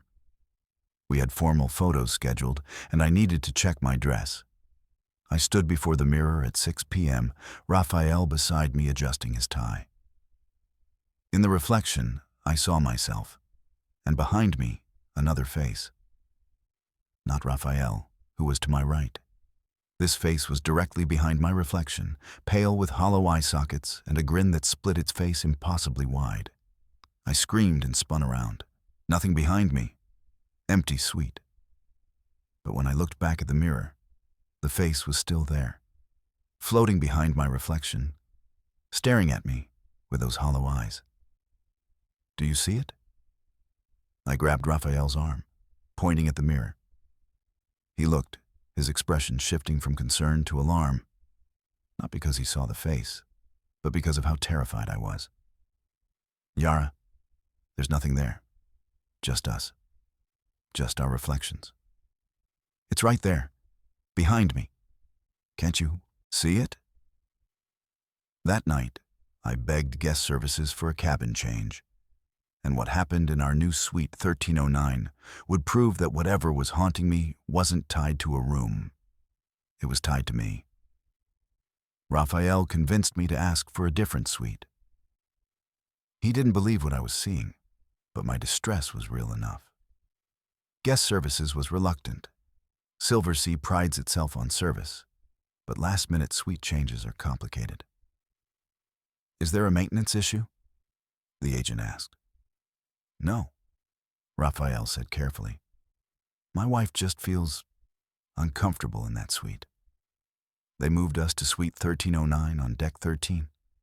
Different location, different mirrors, different everything. I thought maybe, hopefully, that would solve it. It didn't.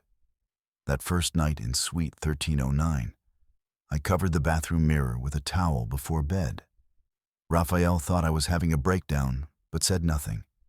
At 3 a.m., I woke to find the towel on the floor and my reflection standing at the bathroom mirror, staring out at me even though I was still in bed. I sat up, heart pounding. My reflection didn't move. It just stood there, hands at its sides, head slightly tilted, watching me with an expression that was mine, but also fundamentally not mine, like someone wearing my face as a mask. I nudged Raphael awake. Please look at the bathroom. Tell me what you see. He looked groggy and annoyed. I see the bathroom, Yara, that's all. You don't see me standing there? My reflection? You're right here in bed. There's no one in the bathroom. But I could see it. My reflection, standing in the bathroom doorway now, backlit by moonlight, still staring. And then it moved. Not toward me, but its hand lifted slowly and waved. A small, mocking gesture. I screamed, buried my face in Raphael's chest, and refused to look again. By day 8 of our cruise, the phenomenon wasn't confined to mirrors anymore. It had spread to every reflective surface, and even Raphael began witnessing things he couldn't explain. I stopped wearing makeup because I couldn't look in mirrors to apply it. I wore a hat to avoid seeing my reflection in windows. I kept my eyes down in elevators with mirrored walls. Other passengers noticed. A woman at breakfast whispered to her companion, "She looks haunted." Maybe I did. I felt haunted, watched constantly, pursued by something using my own reflection as a vehicle. On March 20th, Raphael and I sat in the dining room for dinner. The windows showed the dark Caribbean Sea at night and our reflections in the glass. I tried not to look, but Raphael suddenly went still. "Yara," he said quietly, "look at the window. Our reflections." I forced myself to look. There we were, reflected in the dark glass, and our reflections were moving independently. My reflection turned its head to look at Raphael's reflection. Its mouth moved, as if speaking. Raphael's reflection responded, an entire conversation happening between our reflected selves while we sat frozen, watching in horror. "You see it?" I whispered. "Oh God, Raphael, you finally see it." His face had gone pale. "This isn't possible. Reflections they can't." Our reflections in the window both turned to look directly at us, smiled in perfect unison. Then the window went dark, as if someone had turned off a light, though nothing had changed in the room's illumination. Raphael grabbed my hand. "We're leaving. First port tomorrow, we're disembarking." For the first time since this started, I felt validated rather than crazy. He'd finally witnessed it. Whatever was happening was real, not a psychotic break or exhaustion-induced hallucination. That night, I made the mistake of looking into the porthole window of our suite. And what I saw there would be the final horror that drove us to abandon the cruise entirely. I couldn't sleep. Raphael had taken a sleeping pill prescribed by the ship's doctor and was unconscious. I sat on the balcony, avoiding every reflective surface inside, watching the dark ocean. Around 2 a.m., I went back inside to get water. The suite was dark. The porthole, a round window facing the ocean, caught my eye. Something moved in it. I approached slowly. In the porthole's glass, I saw my reflection, except it wasn't standing where I was standing. It was pressed against the glass from outside, as if I were out there in the ocean, looking in. Its hair floated around its head like it was underwater. Its eyes were hollow pits. Its mouth was open in a silent scream or laugh, I couldn't tell which. And behind it, in the dark water, I saw other faces. Dozens of them. Pale, hollow-eyed, grinning. All pressed against the porthole, all trying to get in. I ran to the balcony and vomited over the railing. When I came back inside, the porthole was dark, showing only black ocean. But I knew what I'd seen. They were out there. Maybe they'd always been out there in the water, waiting for someone vulnerable enough to see them, someone whose reflection they could inhabit and corrupt. We disembarked in San Juan 2 days before the cruise ended, and what I've experienced in the 6 months since proves that whatever attached itself to me on that ship hasn't let go. March 21st, we packed and left the Silversea ship in San Juan, Puerto Rico. Raphael booked us a hotel, then a flight home to Sao Paulo. The cruise line was confused. Guests don't abandon luxury cruises early, but didn't argue. On the flight home, I closed my window shade to avoid seeing my reflection in the dark airplane glass. Raphael held my hand the entire time, no longer dismissing what I'd experienced as delusion. Back in Sao Paulo, I did something drastic. I removed every mirror from our house. Bathroom, bedroom, entryway, all gone. I covered reflective surfaces, TV screens, glass tables, even polished cabinet handles.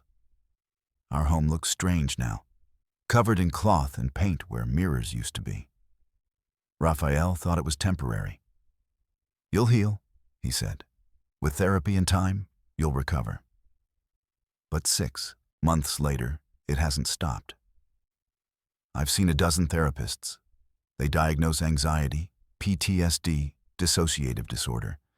They prescribe medications that dull the fear, but don't stop the phenomenon. Because it's not psychological, it's real. I still see it. In any reflective surface I can't avoid. Store windows, car mirrors, puddles of water on rainy days. My reflection moves wrong, looks at me with hollow eyes, smiles with that too wide grin. 3 weeks ago, I was shopping for groceries and passed a mirror in the aisle. My reflection didn't pass with me. It stayed in the mirror, turned to watch me walk away, then waved. A child noticed. "Mommy, why is that lady's reflection doing that?" The mother pulled her child away quickly, giving me the kind of look you give dangerous, unstable people. My marriage is suffering. Raphael tries to understand, but he grows increasingly frustrated. "You're obsessing," he says. "You're letting this control your life." But how do I explain that I'm not obsessing? I'm being haunted. That something in the water, or on that ship, or in some space between this world and mirrors found me, latched onto me, and uses every reflective surface to remind me it's watching. The worst part isn't what I see in mirrors. It's what those hollow-eyed faces whispered to me in the porthole that last night. Words that suggest this is only the beginning. I haven't told anyone this. Not Raphael, not therapists, not anyone.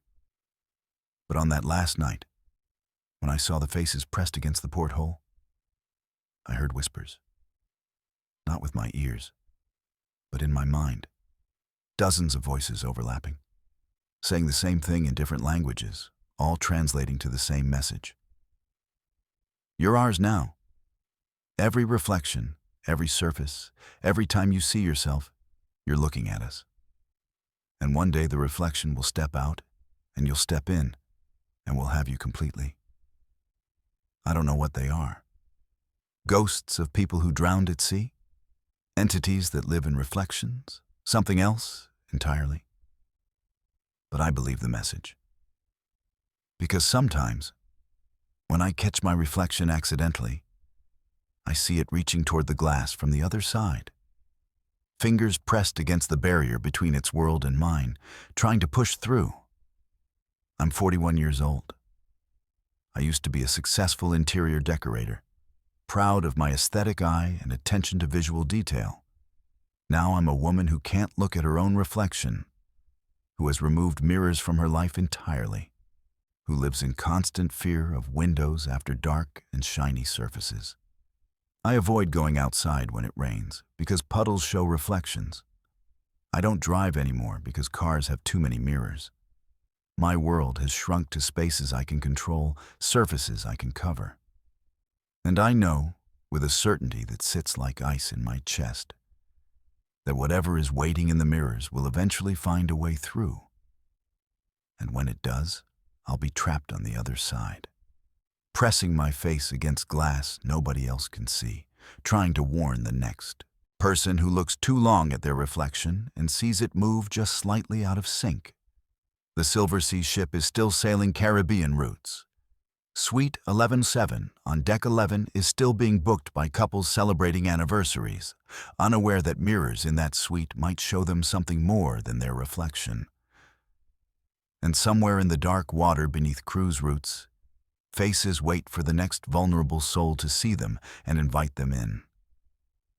I see them every day now, in any surface I can't avoid. They're patient. They're waiting.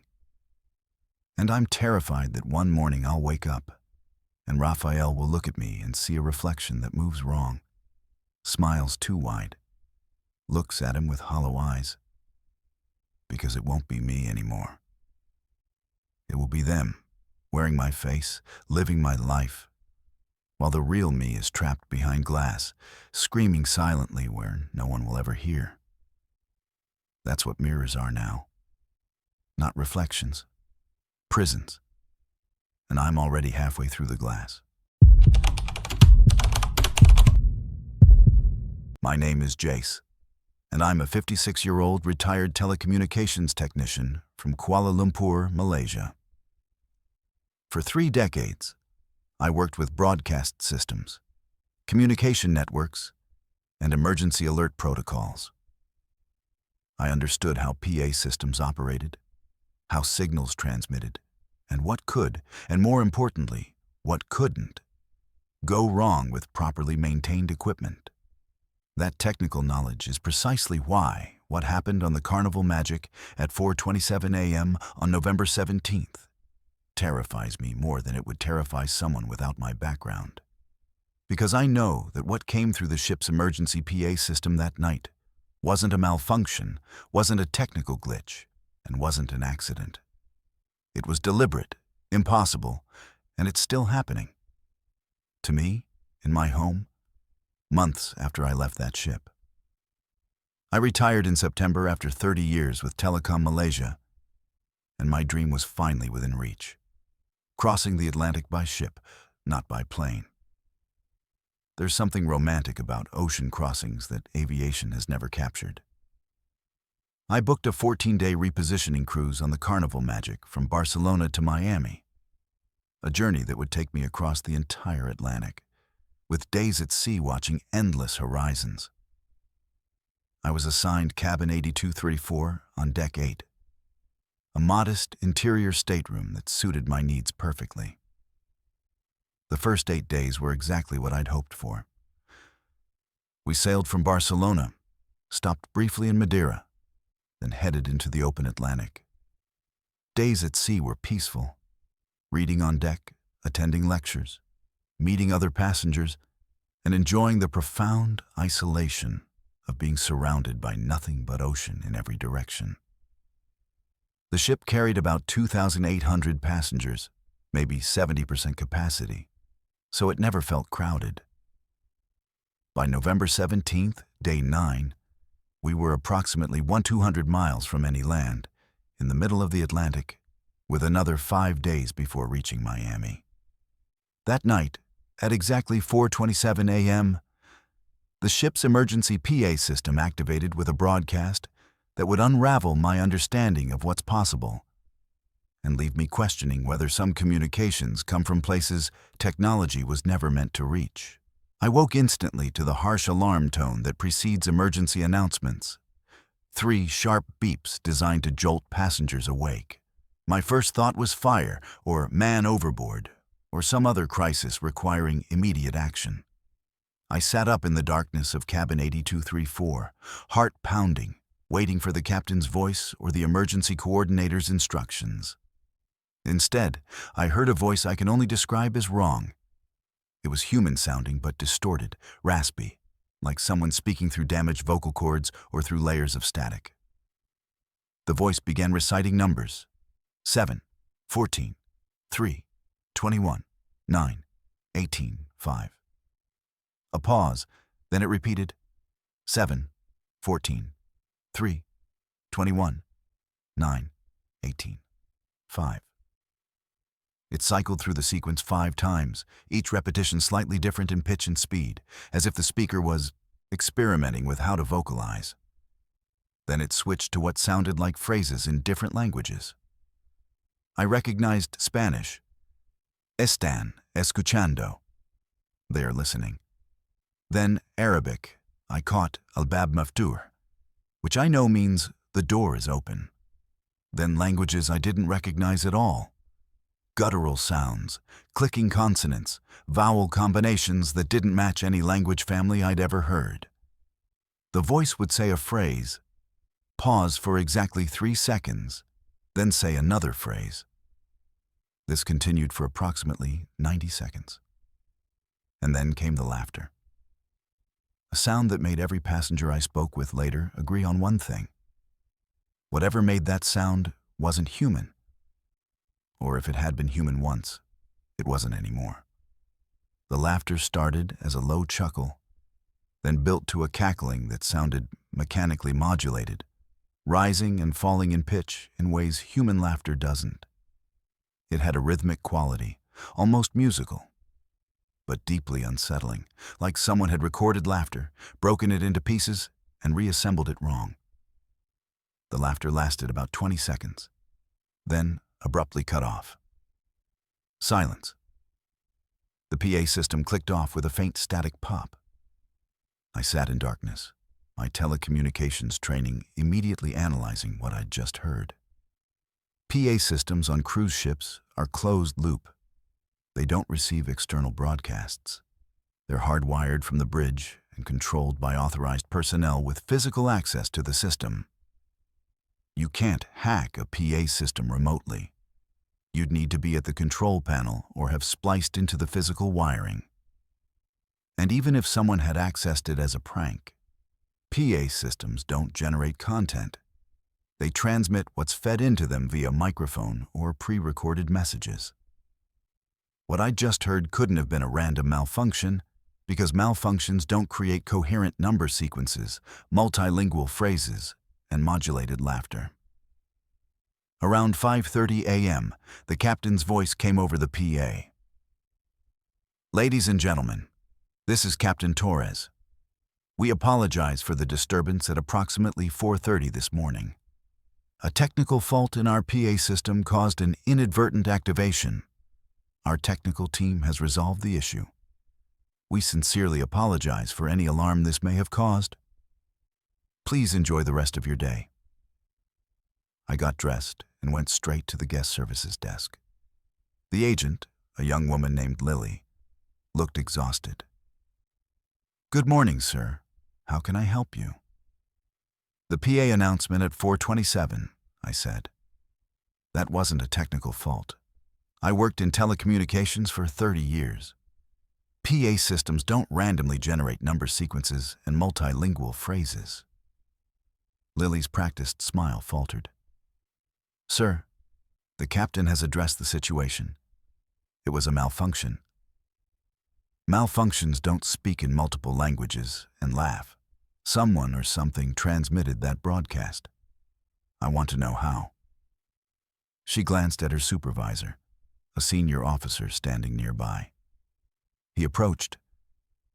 "Sir, I understand your concern, but ship systems occasionally experience glitches. This has been resolved." "I know how PA systems work," I pressed.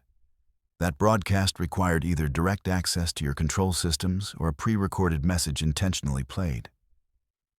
Which was it?" His expression hardened. "Sir, the matter is closed. If you have further concerns, you can submit them in writing to our corporate office after disembarkation." Over the following days, I discovered I wasn't the only one affected by the broadcast. But the patterns of how it affected different passengers suggested something far more disturbing than a simple announcement. I spent that day talking to other passengers. Most were annoyed, but dismissed it as a technical problem. But some passengers, maybe 15 to 20 that I spoke with, were deeply unsettled. A woman from Deck 7 named Patricia told me, "I keep hearing those numbers in my head. I woke up at 3 a.m. last night whispering them, 7, 14, 3, 21.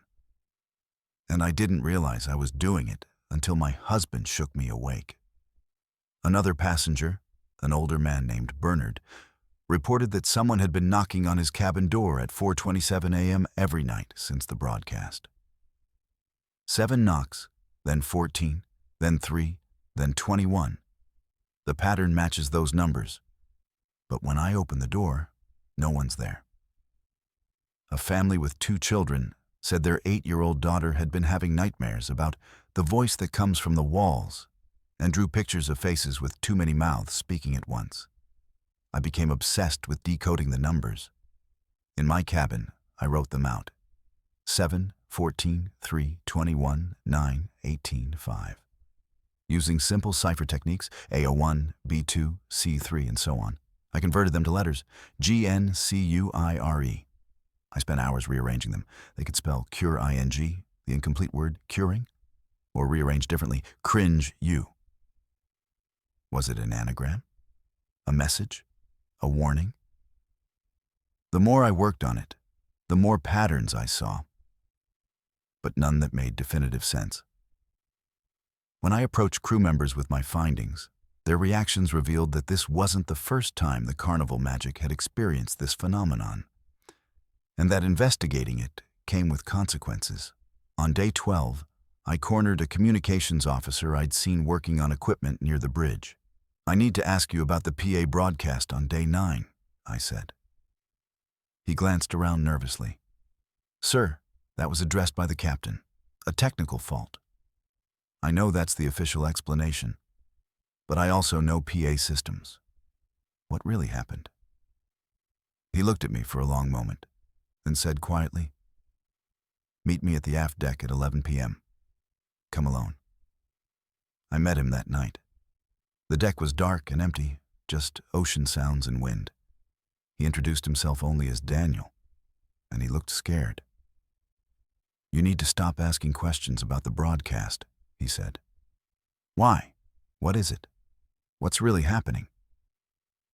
"It's not the first time," Daniel admitted. "This is the 3rd Atlantic crossing I've worked on this ship, and it's happened on all 3. Always around day 9 or 10, always in the middle of the night, always at 4:27 a.m. specifically. Different number sequences each time, different languages. but always ending with that laughter. "What causes it?" I asked. Daniel shook his head. "We don't know. The technical team tears apart the PA system every time. No evidence of tampering, no spliced wires, no unauthorized access to controls. The signal originates from nowhere. It's like the system receives a broadcast from a source that doesn't exist. And every time someone, passenger or crew, tries to investigate deeply, things get worse for them." "Worse how?" "Passengers who dig into it report escalating experiences. Hearing the voice in other places, seeing the numbers appear in strange places, feeling watched. One passenger on a previous crossing became so obsessed he had to be sedated and removed from the ship at the next port. A crew member who tried to trace the signal's origin had a breakdown and quit. The unofficial rule now is, don't investigate. Let it happen. Give the official explanation and move on." On the final night before arriving in Miami, I woke to find something that confirmed this wasn't over. It had only just begun. November 20th, our last night at sea. I'd barely slept since the broadcast, constantly waking at 4:27 a.m., sometimes hearing faint whispers that might have been the air conditioning, or might have been something else. That night, I woke at 3:15 a.m. and couldn't fall back asleep. I turned on the light, deciding to read for a while. That's when I saw it. A piece of paper had been slid under my cabin door, white, folded once. I picked it up with shaking hands and unfolded it. Handwritten in neat, careful script were the numbers: 7:14, 3:21, 9:18, 5. Nothing else. Just the sequence from the broadcast. I opened my door immediately, looked both ways down the corridor. Empty. Silent. No one there. I didn't sleep the rest of that night. Who had left it? Why? How did they know I'd been investigating? I kept the paper, folding it carefully and putting it in my wallet. At breakfast, I asked my table mates, a retired couple from Florida, if anyone had slipped anything under their door. They looked at me strangely and said no. I realized I was singling myself out, marking myself as someone affected, but I couldn't help it. We docked in Miami on November 21st. I disembarked quickly, relieved to be off the Carnival magic. But the relief didn't last. 3 nights after I returned home to Kuala Lumpur, I woke at 4:27 a.m. to a sound outside my bedroom window. A faint, raspy voice whispering numbers. I live on the 4th floor. There's no balcony. No one could be at my window. But I heard it clearly. 7, 14, 3. 6 months later, the phenomenon hasn't stopped. And I've realized that some broadcasts aren't transmissions from our world. They're signals bleeding through from somewhere else, looking for receivers willing to listen. It's now May, 6 months after that cruise. I still wake at 4:27 a.m. most nights. Sometimes I hear the voice whispering numbers outside my window, or in the walls, or coming from electronics that are turned off. I see the number sequence everywhere. License plates, receipts, random page numbers that somehow always add up to 7, 14, 3, 21, 9, 18, 5. I've tried to dismiss it as pattern recognition, my brain looking for connections that aren't there. But it's not just me. I joined an online forum for people who've experienced unusual phenomena on cruise ships. I found 3 other passengers from that same Carnival magic crossing. All report similar experiences, hearing the voice at 4:27 a.m., seeing the numbers, feeling watched. One woman said she woke up to find herself in her bathroom at 4:27 a.m., facing the mirror, whispering the numbers in languages she doesn't speak. She has no memory of getting out of bed. I've researched the number sequence obsessively. In numerology, the numbers have various meanings. In biblical contexts, they reference different passages. In some cipher systems, they spell out messages I can't fully decode. But here's what terrifies me. I found a maritime incident report from 1987.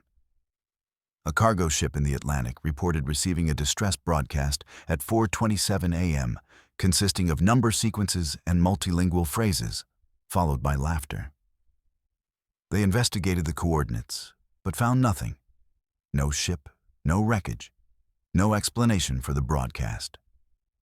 Similar incidents appear in maritime records going back decades. Always Atlantic crossings, always 4:27 a.m., always number sequences followed by laughter. Different ships, different years. But the pattern holds. It's like something in that part of the ocean, at that specific time, breaks through into our communication systems. Or maybe our systems are sensitive enough at that hour, in that location, to pick up signals from elsewhere.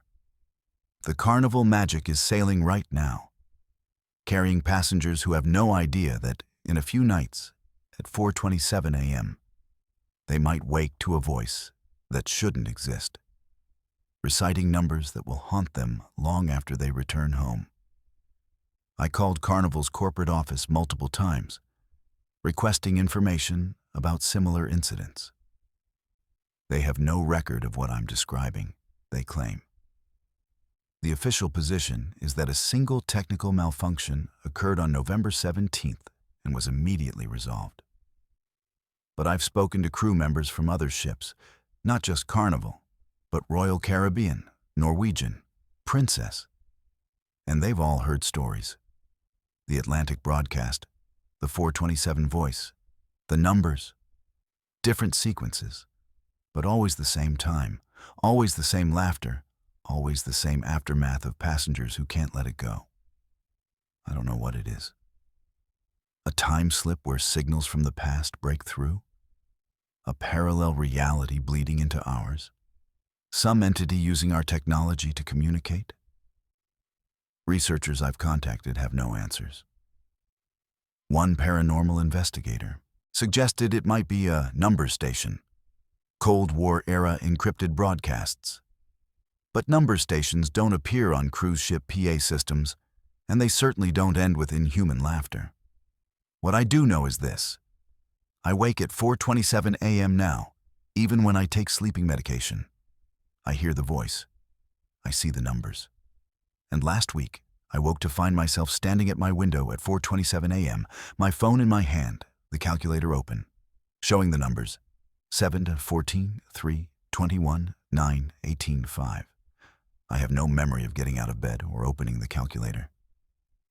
It's like something is using me, compelling me to engage with the sequence, to decode whatever message is buried in those numbers. I'm 56 years old.